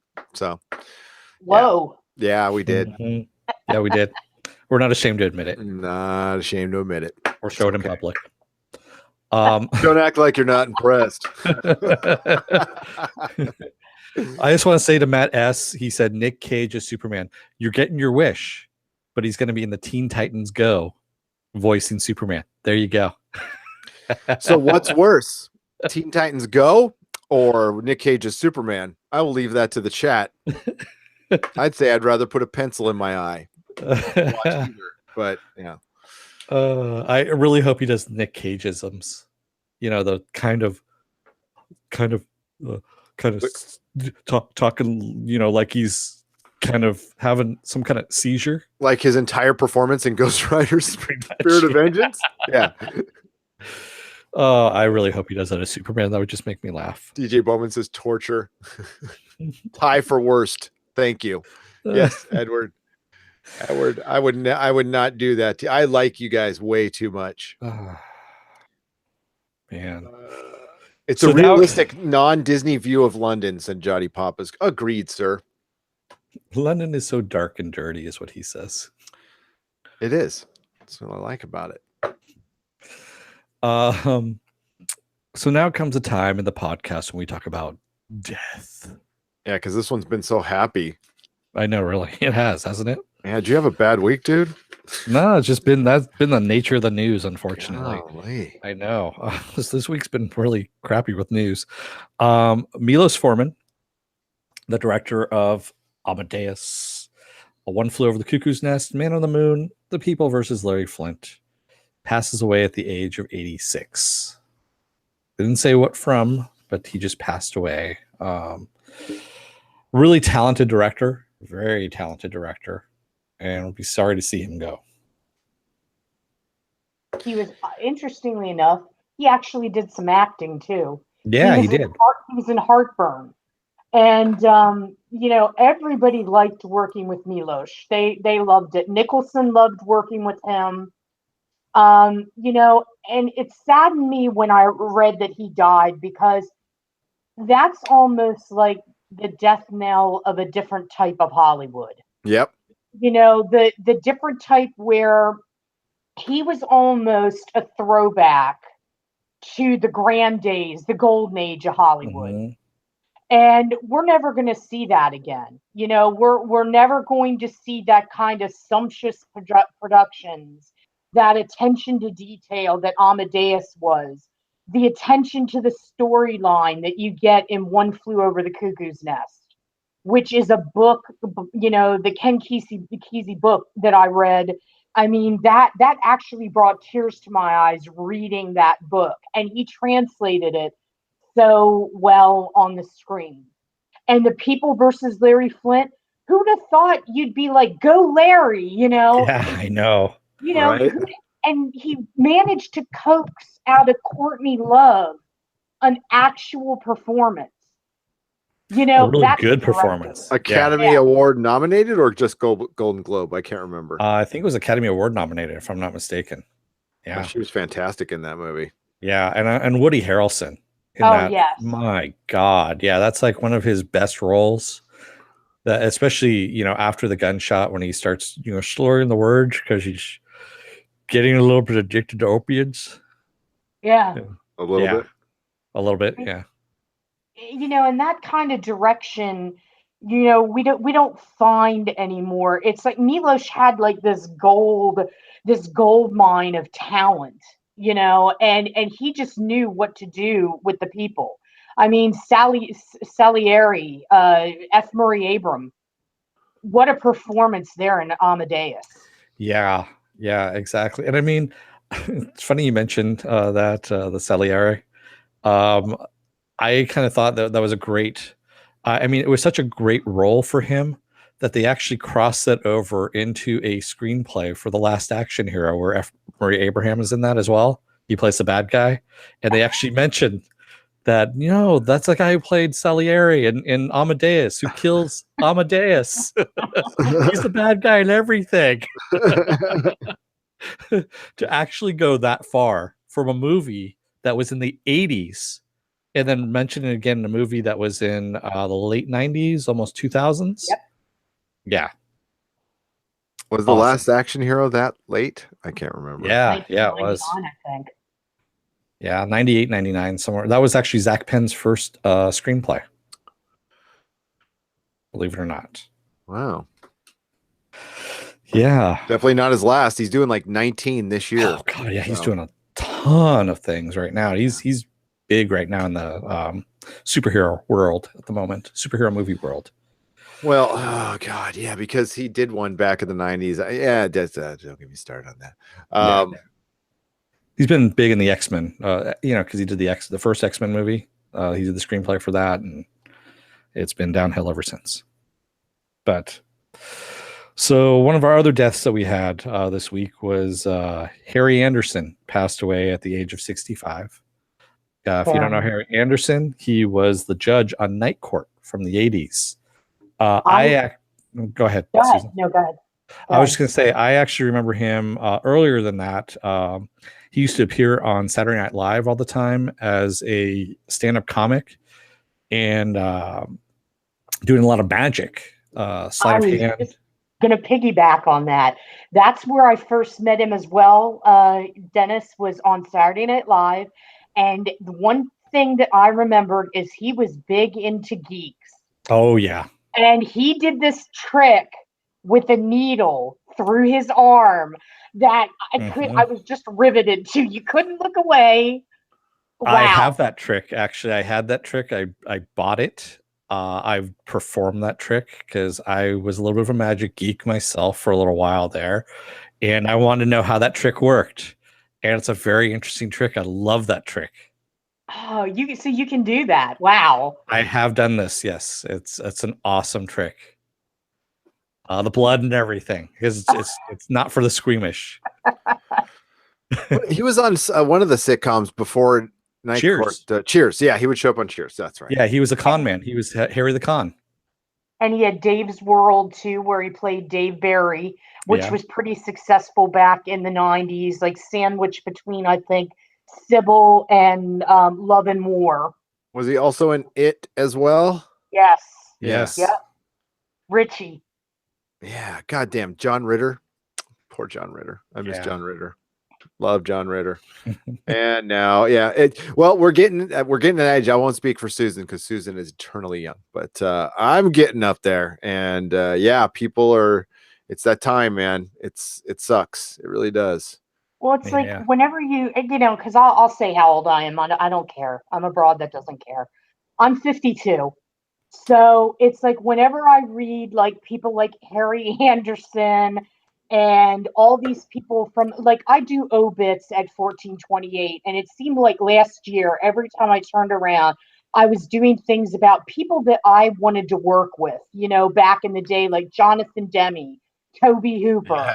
Oh. It was like, Jesus, it's like and you have to realize too, you're getting older, and so are the people that you admired, and it is life, and it is to be expected, but that doesn't mean it doesn't sucker punch you. Yeah. Totally. And plus, I just never saw that guy as old. He wasn't old. I mean, really, No. And it was kind of funny. I was telling Gary I was watching the Santa Clarita Diet, the second season, and who happens to be in that but Marky Post? Oh yeah. She pops up as one of the clients in there, and I was like, she looks like, holy crap, it is Marky Post. And the neat thing about Marky Post is she's actually a Walnut Creek girl. She's a Bay Area girl herself, and she lives still out in Walnut Creek. She looks like she's from Walnut Creek. She totally is a Walnut Creek girl. And yeah, she had moved to LA for a little while to do the acting, got tired of it, and moved back to Walnut Creek.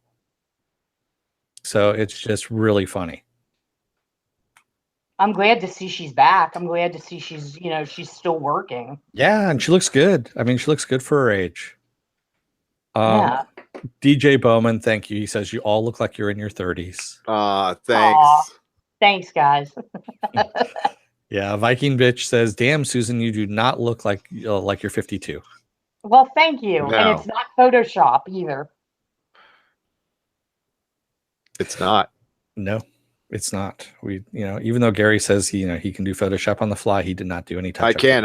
Monday I will be fixing Lando's head. I promise you. I will bore you with that. I will be like the Bob Ross of Photoshop. I'll be like, here's how you fix his head. Pretty trees. I want to do the documentary on that. The behind the scenes. Happy little trees. Happy little trees. Put him in Lando's hair. He's gay now, by the way. Lando's gay now, everybody. Oh, hey, Lando's gay. Wait, what? It was, oh my god. Okay, let me lay this one out. This is funny. This is hilarious. This was I think it's kind of a fourth dimensional chess reverse trolling that I really appreciate. So the Solo trailer comes out and Lando's talking to Solo and he says something blah blah blah baby, and the robot the robot that should be called L7, and I'll say that forever, it's something else, but it should be called L7 after the punk band, and the robot says stop flirting, which is of course you could say to anybody, or Lando could be gay. So what I saw immediately was Mundane Matt and a couple other Star Wars guys just come out like within, I'd say, nanoseconds of that trailer airing, going, Lando is not gay. He's been a character in Star Wars forever. And I'm like, I just started cracking up. For one, it doesn't really matter. And of course he could be gay. I mean, like, Bespin looks like a swinging place, and he was in charge, and maybe he's just an animal, mineral, vegetable kind of guy, kind of like Deadpool is. Deadpool is like that too, ladies and gents. And it doesn't matter. But the funny thing was the reaction. I don't really give a shit either way. I mean, Lando's a C-list character, okay? He showed up in Empire, screwed over Han, got forgiven pretty easily, and then blew up a Death Star. Okay, I guess that's more than a C-list character. But sorry, spoiler warning, by the way. That was funny, the reaction. So of course, after that trailer aired, and what caused the couple of YouTubers I saw to go ape shit was I think one of the English newspapers grabbed it and said that Lando is the first Star Wars LGBTQ plus whatever character from the original series. I thought it was hilarious. I thought it was so funny. Oh my god, it was funny. Wow. Hi, Silver Spike. Yeah, and it's just I think it was just a one-off comment, to be honest, if you really want to dissect. But it's the world we live in now, to where a one-off comment in a trailer gets a headline, which gets reactions. But man, I gotta credit, like, both those videos probably, I'll even look at one while we're talking. It probably got like 30,000 views. Let's see. Geeks and Gamers. I will not subject you to his YouTube channel, but thank you. Well, there's copyright, but I don't know. Oh my god, I don't want to hear him. Let's just see how many views. It's not the California water. It's actually just the radiation that's keeping us young. That's all. Oh my god. No, it's the babies I eat. I told you already. Oh, that's right. It is I forgot the fetal blood that you bathe in. Yes. Oh my god, now that's Elizabeth Bathory we're going into. Oh, is the video gone? His video's gone. That is interesting. Yeah, Viking bitch. When Gary mentioned this to me about this thing, I was like, that's just stupid. I thought it was funny. Oh my god. Yeah, his video's gone. Okay, let's see if Monday Matt's there still. And Matt. But Jar Jar Binks, Matt S, he definitely is gay. I think they said bye. Yeah. How about androgynous? Yeah, I don't know about Jar Jar Binks. I think, yeah. Wow, that's not go. So the Geeks and Gamer guy, before maybe I'm just missing the title of it, he had like 30,000 views on his, but Mundane Matt only had like 10,000 views. I think he's losing people. I think Mundane Matt's a little too mundane now, maybe. Yeah. I don't know. Jody says, nice reference, Susan. She was the blood countess, wasn't she? Yes. Yeah, well done on that one. Sorry. Yeah. Viking bitch says, does Susan bathe in the blood of virgins to stay young? That's my secret. I'm not gonna tell. Yeah, she's come not on. Gonna confirm or deny. Secrets. What does Matt say? Jar Jar says, me so gay.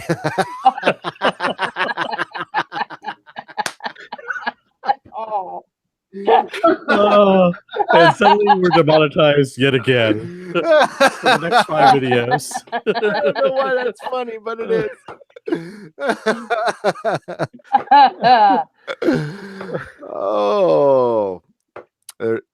No, god damn, I've been thinking of way too many jokes that I just can't say on the air right now. Oh man, that's actually pretty damn funny. And it was funny. Well done, Matt S. Yes, very well done. Joke of the day goes to Matt S. He wins our first joke of the day. 3 simple words. Gary, a friend of mine, said that they're making Lando gay. That would be unfortunate since they rocked that cape. The cool factor, it could pull it off while still being straight. I think it's funny, he was wearing a cape, so I think the gay thing is probably out there. Well, thank you, Pen Farm Girl. $1.99. She heard the demonetized thing and she instantly gave us the $1.99. I wish I could get her to say it, but you know what she says about capes? No capes. No capes. No No capes. capes.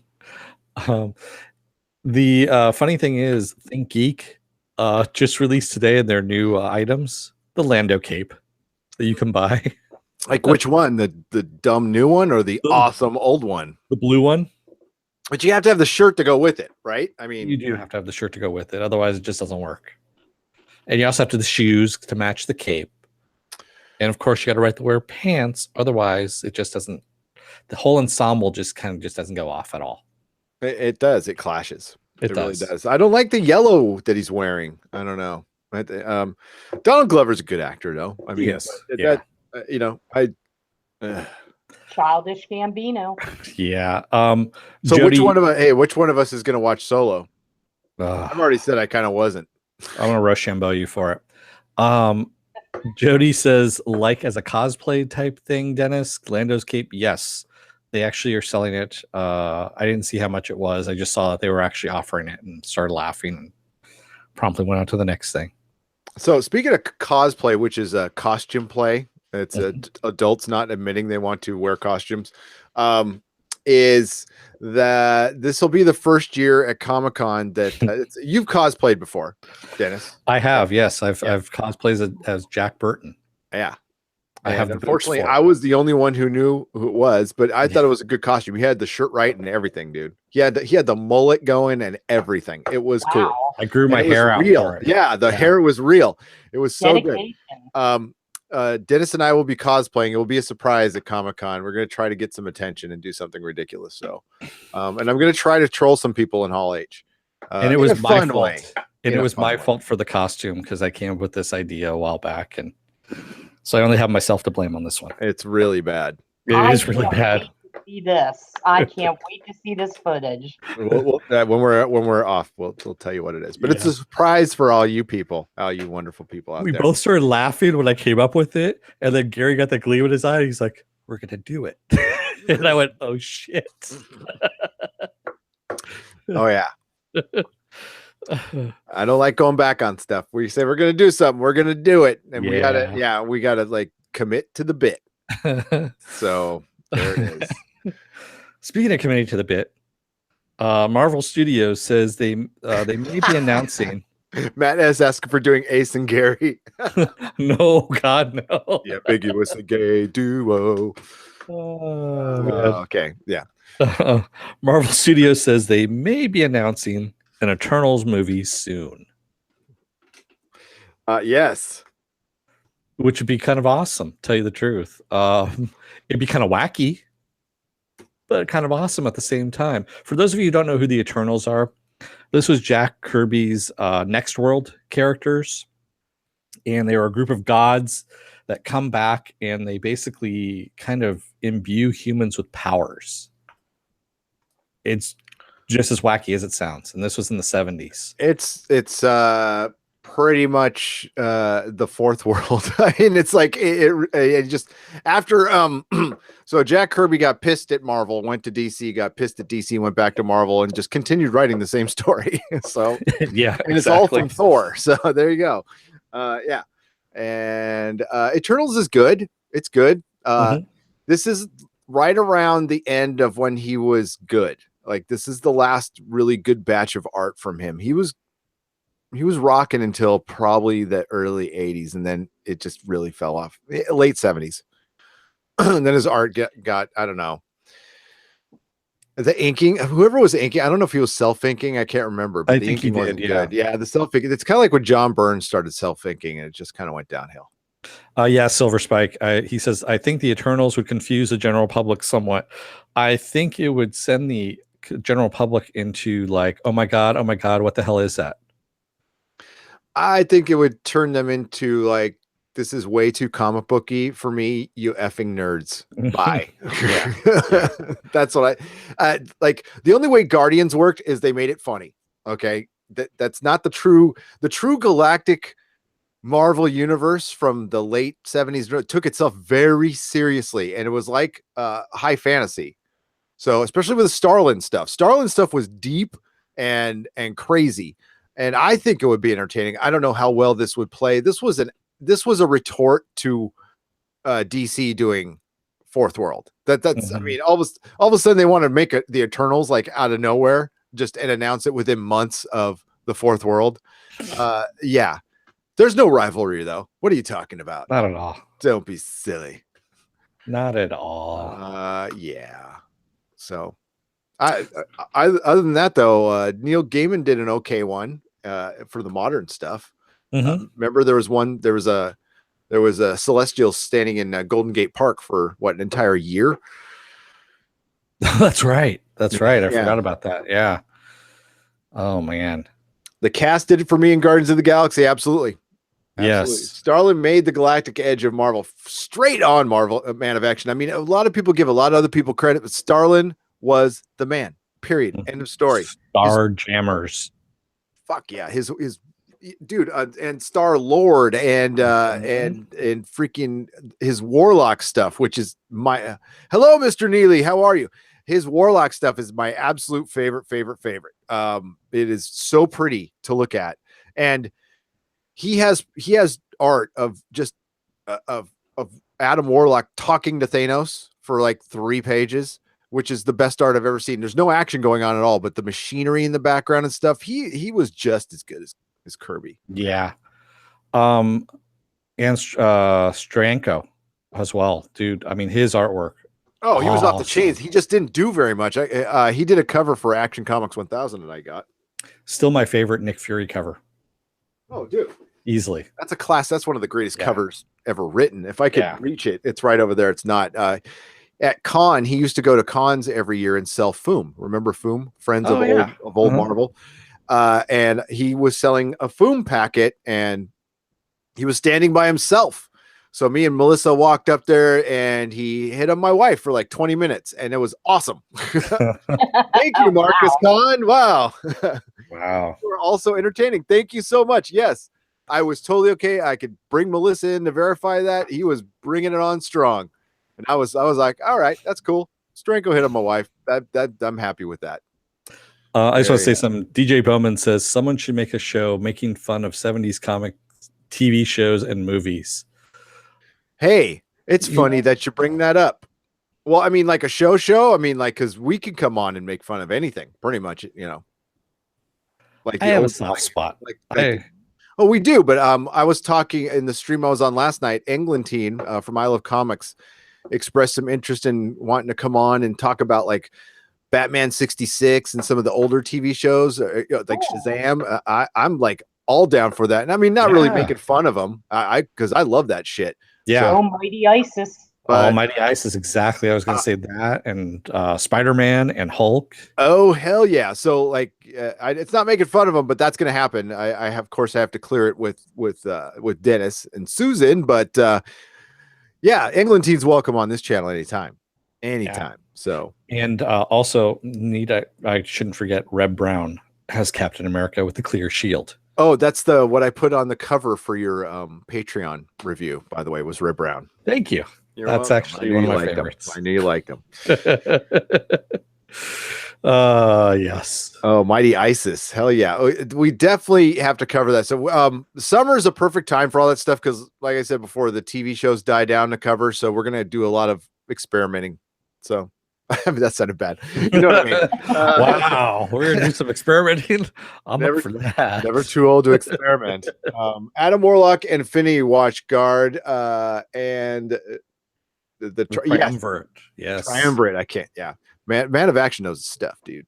Yeah. That is great stuff. Oh, it's in one of these boxes down here. I can't. For those of you who haven't read it, I would suggest getting the Marvel Essentials Howard the Duck volume 1.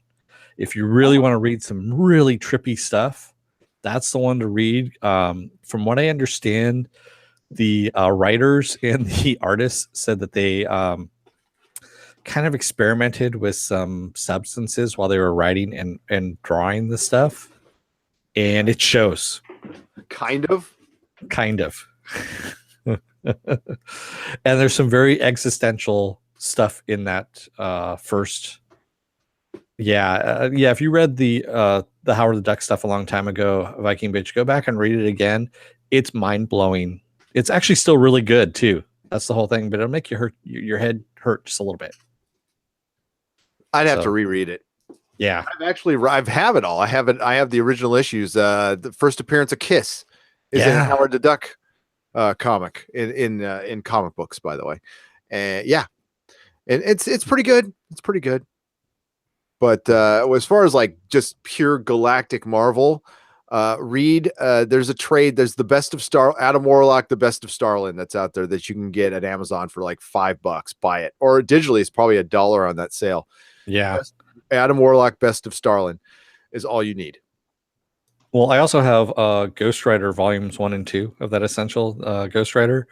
And all I'm going to say is in volume 1, one of Ghost Rider's friends that show up is Jesus. That's all I'm going to say. Jesus? Yes, Jesus actually shows up in Ghost Rider. Oh. Oh, wow. Yeah, it's one of those.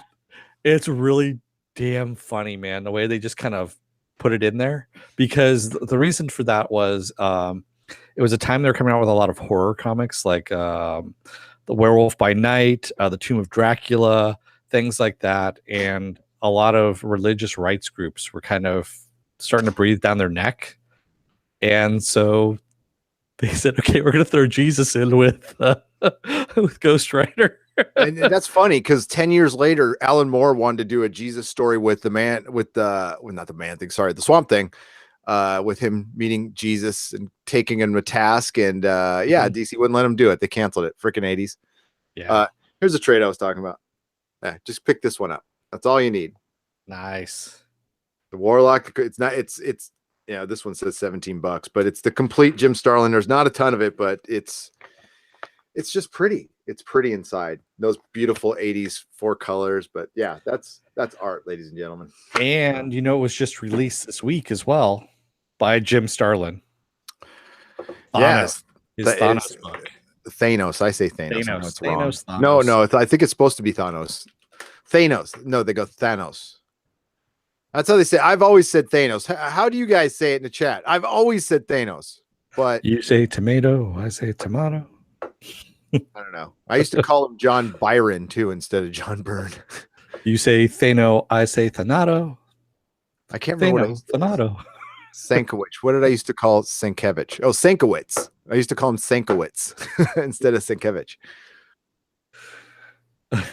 And nobody knows what I'm talking about, but it's comic book artists. Comic book artists. Thanos. This is what Marcus Khan says. Khan. Dark Side. Is it Dark Seed or Dark Side? Dark Side.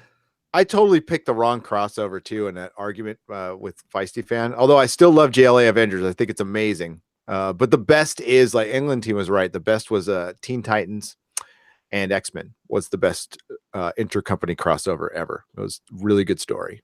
Dark Phoenix, Dark Side. Good stuff. Luke Lucas says Thanos, and then Ed Brewer says Thanos, like you. Placenta Power. What's that, DJ Bowman? Placenta Power? Was that Nova Corps from that Infinity book that came out that had a pregnant woman fighting in battle like a Nova? She had a pink costume on and she was pregnant and she was like fighting monsters and shit in space. For real? Yeah. And then she had the baby, like right after the battle, she had the baby. I was like, that was funny. And everybody in the chat was like, obviously you have never been around a pregnant woman before. The only thing she wants to battle is the husband. And the big tub of Haagen-Dazs. Yes. Pickles. Hoth Rebel 86 says thong ohms.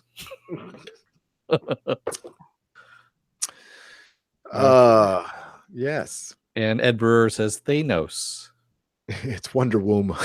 Says Wonder DJ. Woman. Yeah, that was that was an interesting comic book. It's some Infinity War thing that's a crossover, but has nothing to do with the movie, so I didn't pick it up. And the art looked like a hot mess. So speaking of hot mess, Spielberg is going to be producing and possibly directing a Black Hawks movie for Warner Brothers.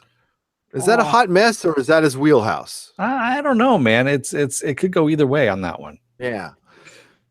Thank you, Vero Migisha. $2 for multiple ways to say names. Yes. Oh, yes. Yeah, that is us. That's what we should just rename this podcast. Is it Thanos or Thanos? Yeah. Well, it's, I'm illiterate, so what can I say? I do the best I can. California publicly trained here. Okay. You just put the wrong emphasis on the wrong syllable. On the syllable. Go. That's right. Okay, so Blackhawks. Does not the DC movie I want Spielberg to do. No, it's not. Honestly, I'd love to see. Okay, if we can't get Brad Bird to do Superman, because Dennis and I both agree, and maybe Susan would agree that that would be the best person for Superman in our humble opinions. Spielberg would be good. Matthew Vaughn should direct anything, but if you're going to get Spielberg to direct anything, I think it would be Superman. I think, but like he probably will do a solid Blackhawk movie. I think. I think he would too. Spielberg, I mean, when you said that might be his wheelhouse, Gary, it may be because look at Saving Private Ryan, the attention to detail to that era, and Black Hawk is that era. It is, World War II. He does have an affinity for that. Well, there's also there was also Amazing Stories. That story about the bomber, that was Spielberg. Yes. Well, and then there's the movie that I'm the only one in the world who likes. And it's just because I saw it when I was a kid. 1941. I love that movie, dude. You're not the only one. Nope. I saw it in the theater. Saw it out there. Yeah. I got the soundtrack. I loved it. I could not understand why people didn't like it until I grew up. And then I'm like, oh, okay. Yeah. If you go back and watch it now in today's context, especially in a post 9/11 world, it makes so much more sense, and he is so ahead of his time. Do you know what I'd like Spielberg to do? This would be my pitch to Steven Spielberg. I would love to see him do, because it's in his wheelhouse, the Battle of Los Angeles. Oh, yeah. The real one. That was the one. I mean, that would be the combo of Close Encounters, World War II. That seems like, let's develop that screenplay. It seems like a hit. Well, 1941 was kind of based on that. Yes, it was. It was, but the battle, I Dennis might differ with me, but the Battle of Los Angeles, there was a freaking UFO there. Okay, they were firing at something. Well, yeah, because none of those shells came down. That's the whole thing. So I don't know what the hell they were shooting at, but none of those shells came down. They have a picture. There was something there. There was something there. They had a picture of it. So. And I know everyone in the chat here is going, E.T. is back and evil, and grown-up Gertie is the only one to save the world. And that falls into what Susan was saying about having, this Battle of Los Angeles, where you actually have E.T.'s descent or ancestors had actually come down in 1941 and tried taking over, but got shot up there and decided to go back. E.T. versus Gremlins, I would be there. That would be the greatest thing ever. Gremlins is now, Zach Galligan came on Twitter and said Gremlins is now a reboot. Actually, Chris Columbus says he wants to do Gremlins 3. If they do change? Yeah, this is this Columbus week. Though, but he didn't direct it. I know Joe Dante did. But Chris Columbus wants to take it over and actually do a Gremlins 3 continuing. Is Joe Dante still alive? Why not? Yeah, he's still alive, but Joe he's not Dante doing to anything. do it. Well, he could be doing Gremlins 3. Gremlins 2 is shit, by the way. I love Gremlins 2. Love it, love it, love it. When did you hear that, Dennis? Because Galligan, he just came out like maybe 2 days ago with the news that it's a reboot now. I'm just curious. I want to say I read about this on like Tuesday or Wednesday. Okay. Wow. Yeah. Well, I didn't post it because it was a tweet that had gone out. Yeah. And everyone was just kind of like, okay, you got nothing solid to back it up. But all right, sure, that sounds good. new Gremlins movie is definitely a reboot, says Chris Columbus. Oh, okay. There we go. CBR. Yeah. Yes. Well, Gremlins 3 is really on the way. Drew Barrymore came out and said, no, we're not doing ET2. Apparently, somebody was talking about that, and I just mentally cringed because actually, Dee Wallace and I talked about it in December in the interview I did with her. She's like, please, God, don't let anybody remake ET. It's a classic. Let it stand. They will. They're going to remake ET. They're going to remake Star Wars. They recast Star Trek. Okay. Yeah. I did that. My friend Doug isn't in here. I predicted that as a joke in like 1985. I'm like, they're going to recast all these guys and remake it someday. I also said they'll have a digital movie with Jimmy Cagney, Boris Karloff, John Wayne, and God, I'm forgetting the not Frank Sinatra, but you know what I'm talking about. Fred Astaire. Not Fred Astaire, from Maltese Falcon guy. Humphrey Bogart. Humphrey Bogart. Yeah, they're all going to be in a movie together, like someday. So, but they actually recast the original. I thought that was a joke, and it happened. So yeah, they're going to remake everything. It's been the common theme of the last couple of years. Living long enough to watch all the shit you love get remade. Viking Bitch says, so what holiday would Phoebe Cates be traumatized by in Gremlins 3? It'll be Arbor Day. I love how one of the articles headline says Gremlins 3 to be twisted and dark because the first two weren't. I know, really. Come on, man. People died in those movies. Like, everyone kind of glosses over the first one where Phoebe Cates in the middle of the movie goes, you know why I don't like Christmas? Because my dad dressed up as Santa Claus and he slipped and broke his neck falling down the chimney. We didn't know where he was for days until we found him dead in the chimney dressed up as Santa Claus. And that's how I found out Santa wasn't real. And it's like, holy shit. That's happy. Oh my God, Phoebe Cates. Yeah. Biggest crush ever. Ever. It still looks good. Like really good. Roddenberry actually predicted the Trek reboot too. He did. You are right, Mr. Neely. Yeah. Silver Spike. Yes, they will recast and reboot Buffy, but I think they're going to do a reunion. I'm hoping they do reboot, dude. Not rebooted, but like reunited.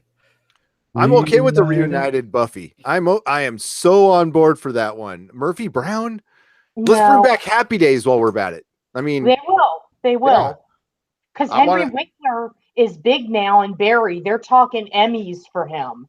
Oh, wow. So, Winkler, hey, he could be the Fonz. Come on. Hey, Shook. What's up, buddy? Hey, did you get your package? I put it in the mail yesterday, so you might have gotten it today. The package from Colombia. It's clearly marked. Hey, I didn't get my package from Colombia. Wait, I wanted Bolivia. Bolivia? Maybe it was Bolivia. I'm losing track of where I buy my drugs. Candace Williams says, will Sarah Michelle Gellar do a Buffy reunion show? Yeah, she's not doing anything else at the moment. No, she would. I think they when they got together for that Entertainment Weekly reunion thing, they were initially all against it. But I always predicted once Whedon had run his course in the superhero thing and burned all his bridges, because that's what he does. And by the way, that's a lot behind the Firefly stuff. I'm finding out more and more that it was Whedon who pissed a lot of people off at Fox, and they just said, I don't want to deal with this dude, and canceled his show.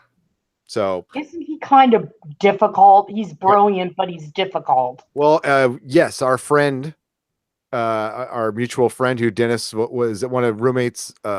He's been on this podcast before. Yes, Aaron used to was a child actor and worked on a couple of Whedon's things, and he said brilliant but tyrannical.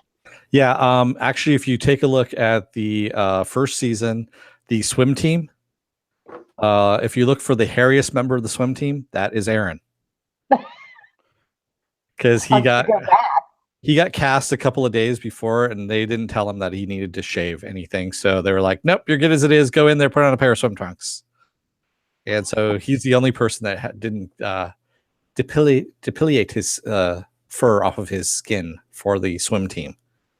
If they're going to do, they're doing Roswell. Spielberg's rebooting Roswell. Yeah, the TV show. Yeah, it's going to be totally different. So, they're going to come back with the reunion show with Buffy because that seems to have been in the air. The fans are clamoring for it.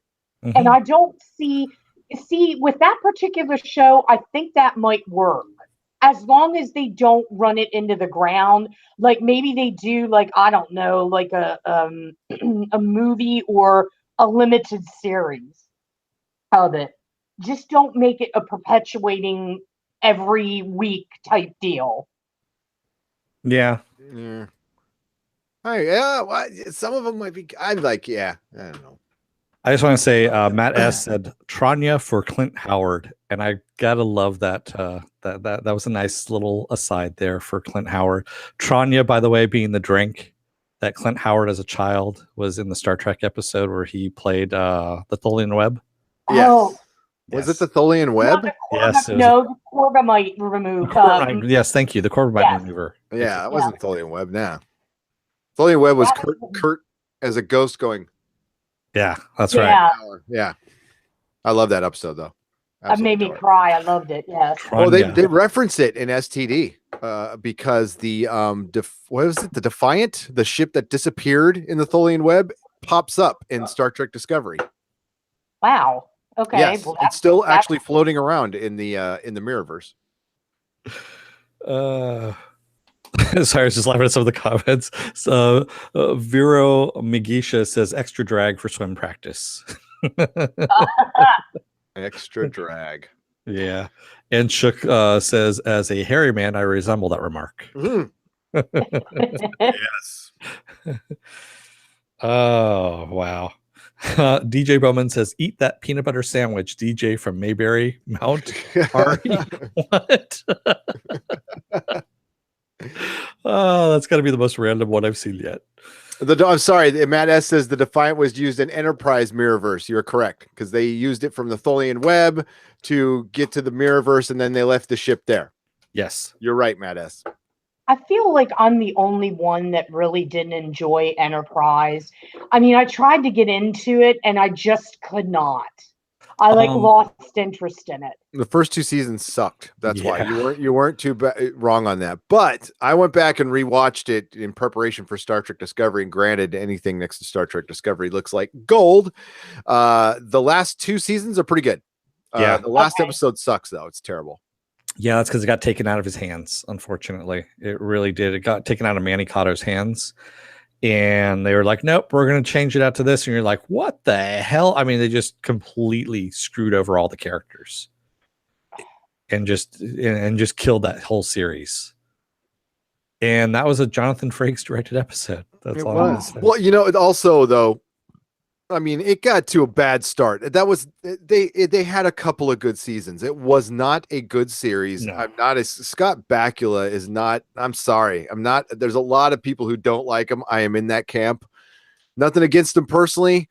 Something's just kind of annoying about him. I don't know. Well, guess what they want to do? There's fans clamoring, bring back Quantum Leap. Oh, why not? Yeah. But what's his name dead now? Or I think Dean Stockwell is dead. Yeah, Dean Stockwell is dead. Yes, I was going to say Harry Dean Stanton. I'm like, wait, no, that's not the right. He's dead too. Yeah, he is dead. Yes. Well, you know what they'll do? They'll bring him back. He'll be like CGI or something. Oh God, they would. He'll be the digital voice. Right. Yep. Man. No. We're solving television right here on this podcast. That's what we do. We do it all the time. Yeah, it's that's what the alcohol's for. No.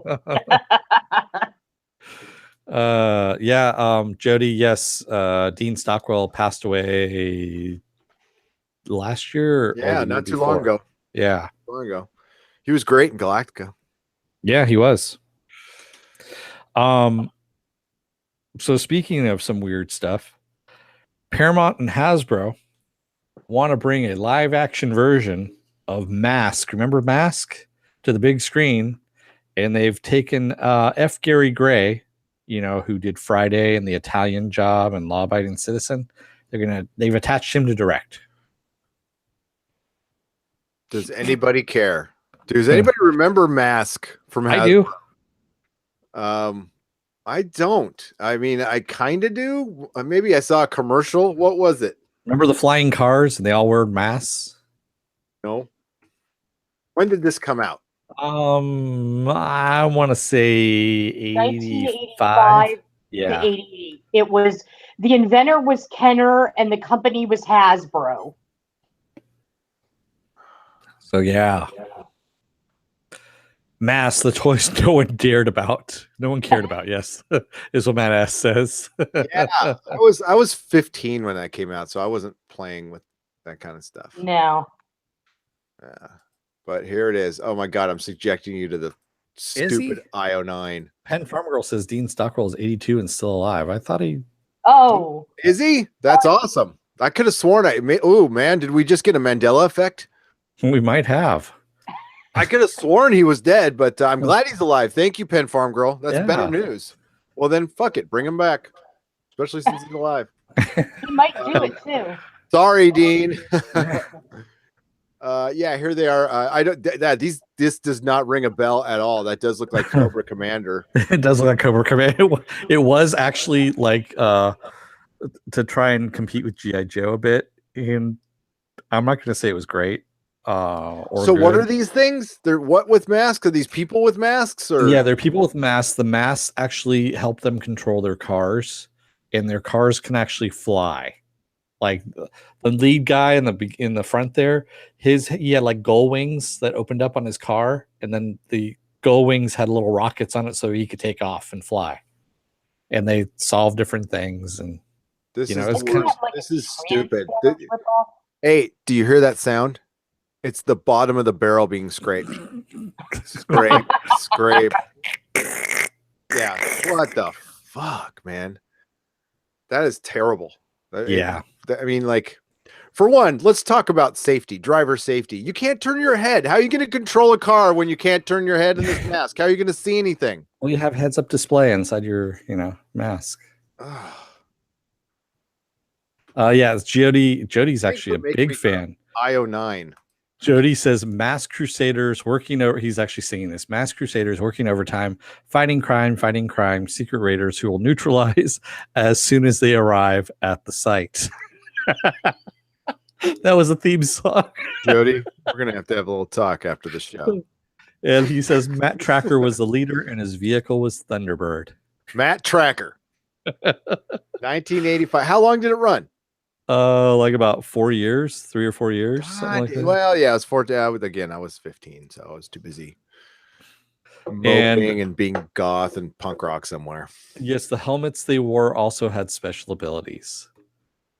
And that one on the right doesn't look like Cobra at all. Doesn't look like Cobra Commander at all. No. Jeez. No, he doesn't. Wow. So okay, let's get to like some real news here on Amazon. Amazon's coming. Yes, Amazon is developing Jonathan Hickman's. He has 2 books.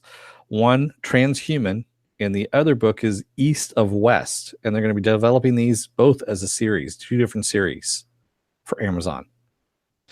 I am actually kind of excited about this because I love Jonathan Hickman's stuff. I haven't read either Transhuman or East of West, but if they're anything like his other stuff, they're good.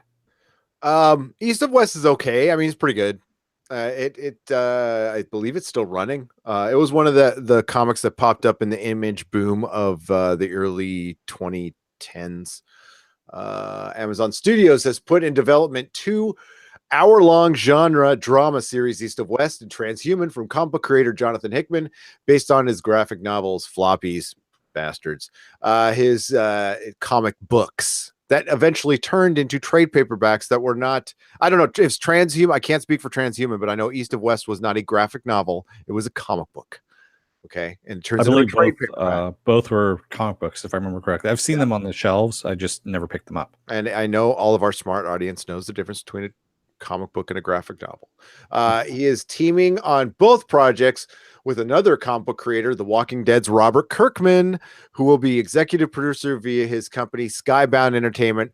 First look deal at Amazon Studios. And I'm going to interject that Robert Kirkman has tried many things outside of Walking Dead, and none of them has stuck. Like zero.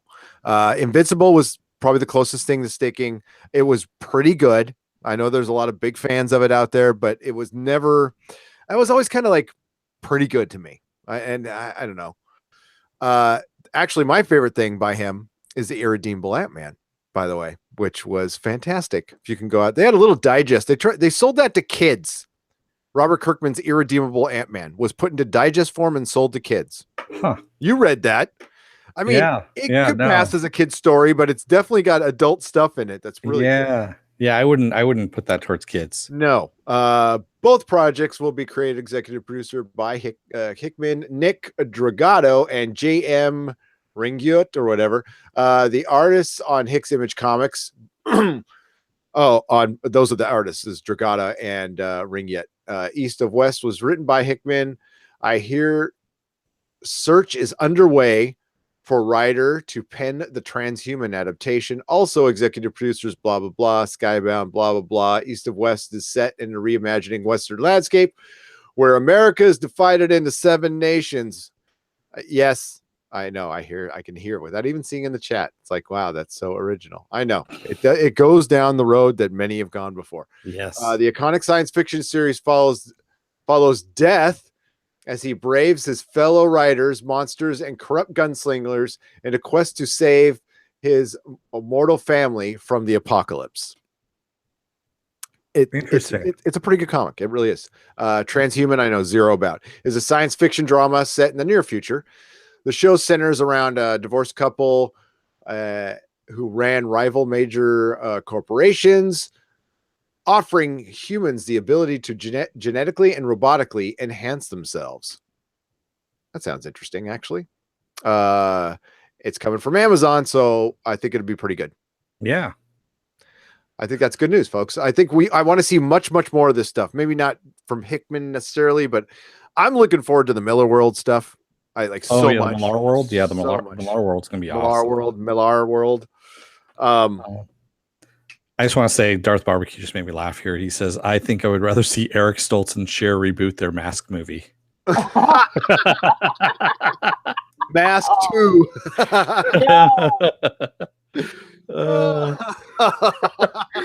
That's why I had to hold it in when you were reading because I almost started laughing out loud when I read it. Oh man, that is terrible. Yeah, it is. Oh man. What the fuck? DJ Roman says you should all check out the whole song Back in the Game by Airborne. It's awesome. It's the official song for the Cobra Kai movie trailer. We will check it out. We will check it out. He says Back in the Game is almost as good as You're the Best Around. Oh. You're the best around.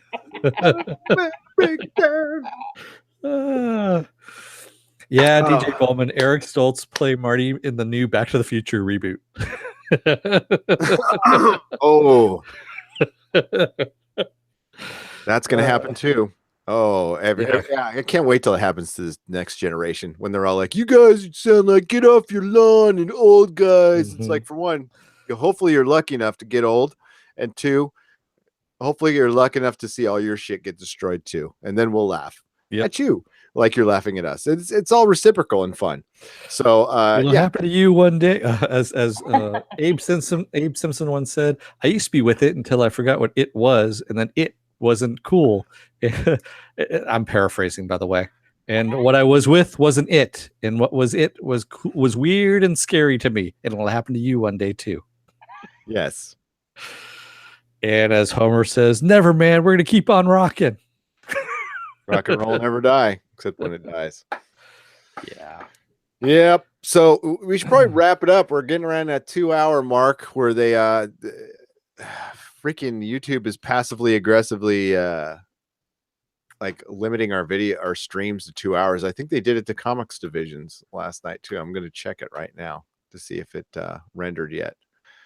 And while you're doing that, I'm just going to drop one more little news since we're talking about Mask. The Knee brothers, whoever they are now attached to direct the He-Man and the Masters of the Universe movie, which has been in development hell for years.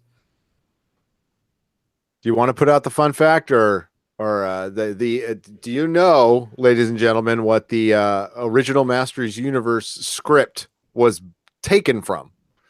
What it was a script for another movie. I forget this. I remember. Fourth World. Jack That's Fourth right. World. It's a repurposed Fourth World script. So let's go here and see. It's all there. That's good. It's all there. Or maybe they. Oh, nice. Yeah, maybe they fixed it. Yeah, Jody says, Gary, they do eventually show the whole video, even if it goes past the 2-hour mark. It does, but the sucky thing is it doesn't do it for like the first day. So Yeah. I get with this podcast though, it's kind of okay. You can kind of jump in whenever, and I think you'll be all right. But if I title it, I got a bunch of shit one time because I titled it The Expanse Preview, and it cut out the Expanse Preview, and all these people are like, "You didn't say anything about the Expanse."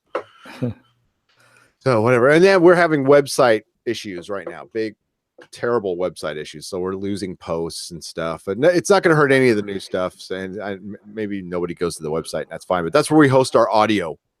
So it would affect iTunes, our iTunes backlog. So until I get that fixed, just to let you know, yeah, we're having problems. Yeah, Jody, it did. That was supposed to be a Fourth World script. I remember hearing that as well. Yep. Read that in a Starlog, Jody. That's right. That's where it came out. I remember now. Back in the day. All right. So, hey, we have some wonderful patrons who I'd like to thank. And hey, did Shook get his package? I didn't see what he said. I didn't see what he said either. So I sent it last night, and like we live in the same city, Shook. So hopefully you got it. He's probably gonna get it this weekend. Probably tomorrow. Probably. I mean, Christ. I mean, we live very close to each other. It usually takes 2 days. Okay, Dennis.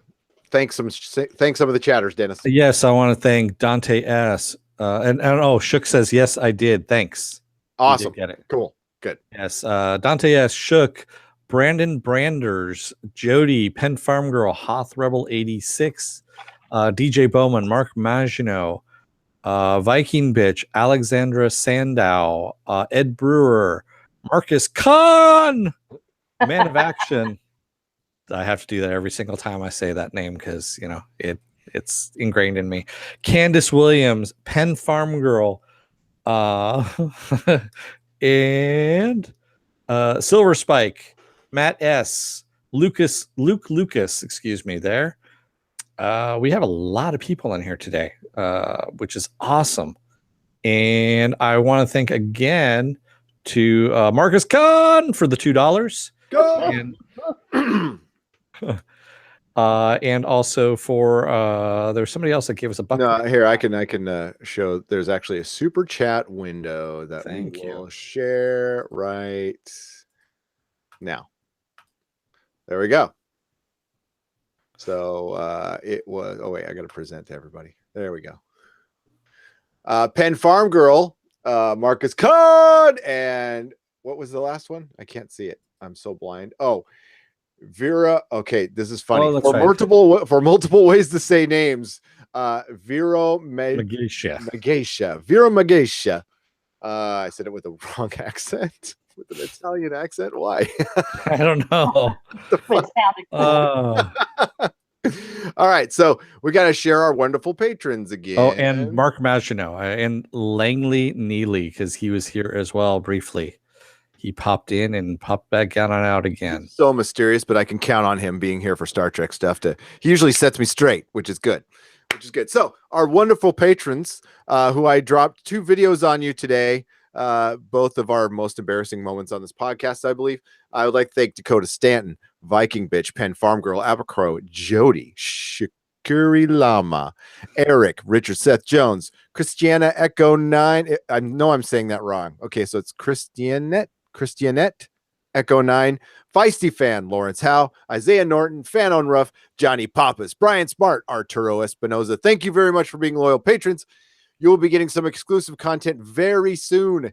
And actually, it's going to be kind of a hangout where we can we would like to talk to you if you'd like to come in. We'll have to do like a few at a time because you can't like have 15 people in a chat, but we'll work it out. It'll be fun. It'll be cool. If you want to do it, if you want to keep your anonymity, I understand. I totally do. I wouldn't want to tell anybody. I wouldn't want to tell us anything either. So there it is. There. Gary. Especially me. I'll watch you sleep at night. Only for a couple hours though. Not for all night though. I got things to do. A Discord, Jody. Yes, we're gonna do a Discord. I understand the Discord now. I was invited on by Switchpoint. I was nice enough to go there, and yes, that's maybe what we should do is a Discord. I'll teach Dennis how to do it. It's pretty easy. I had to remove it though because on my Mac it was running in the background, and I mean even when I had it shut off, Jody, and that's what killed my connection for Ash versus Evil Dead was Discord.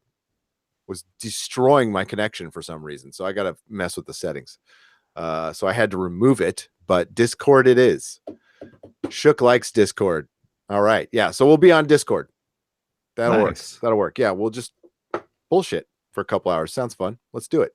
Also, I wanted to throw it out there. Mr. Neely's still here. What's up, man? I want to throw out that if any of you watching this video or in the chat are going to be at San Diego Comic-Con, we would like you to join us. So get in contact with us. Go to the About section of my page. Drop me an email. Drop a comment. I will see it either way. Yeah, we can do like a little hangout in person at San Diego. Mm-hmm. I'm sure a couple of people are going. I know it's hard to go. So Dennis and I are both going this year. And yeah, we want to we go get some coffee, hang out, bullshit. It'd be fun. So wait in line for long. We can wait in line for many, many hours. Good times. All right. We can wait in the Hall H line until they say, now you're in line to see Kevin Smith. No, we're not. Yep. Right. That's usually the time when you see enough. It'll be the giant spider farewell tour. You'll tell that fucking story again. Yeah. Jesus. Okay. Any final words? Actually, Susan, you want to plug your stuff? Yes. Sure. Okay. The next thing I'm going to be doing is for the people that followed Ash versus Evil Dead with me and were my followers. I'm going to be writing a couple of posts that'll be coming up soon about the show and kind of wrapping things up. So you can look for that. And there's a lot of things coming up in the future. I'll probably talk about those once they're more concrete, but that's where you can catch me now, 1428. You can catch me on Twitter at Susan on the Ledge and on Facebook at Susan Leighton. Catch it. 1428elm.com. And the links will all be here in the description for her when this turns into a video. Is there anything you want to plug, Dennis? I just want to say that in a couple of days, there's going to be some kind of movie that comes out. I don't know what it is, but I heard it's going to be big. It's a big deal. Yeah. It's a big deal. Yeah. Vero Magisha was just saying you're not using your cup today, and I just wanted to show that it is within reach. Are you wearing a cup? Awkward. There you go. I am wearing a cup. Yes, I am. All right. Well, everybody in the chat, thank you so much for joining us. You guys make the show as always. You're hilarious. You keep us laughing, and you're wonderful. And yeah, if you're around during the day on Monday, I'll be back for my nooner. For the nooner, we can all have a nooner together. It's possible. It is possible. Also kind of messy, but yeah, it is possible. I'm sorry I kept the time slot open, but we can't. Saturday I'm going to a movie, but we're going to do a double header on Sunday. So Sunday morning ish, we're doing a Westworld preview, and then Sunday at 7:15 p.m. Pacific time, Westworld season 2. So it's all about Westworld on Sunday. It's back. The time, Dennis, what's a good time Sunday? We said 7, right? No, for the preview show. Oh, for the preview show. Thanks for playing, Dennis. How about 10 a.m.? 10 a.m. it is. 10 a.m. Pacific time. We'll see you there. We're going to have all our theories and stuff. We would like to hear yours. And I've actually started binging the show. I'm going to watch the first season in the next 24 hours. So, all right, Dennis, take us out. I just want to say real quick before we do that, that Candace Williams says she will indeed be at SDCC this year. I don't know if I can break away from the family to meet up, though. I'll try. Sure. Do what you can. If you can't, that's cool. Very cool.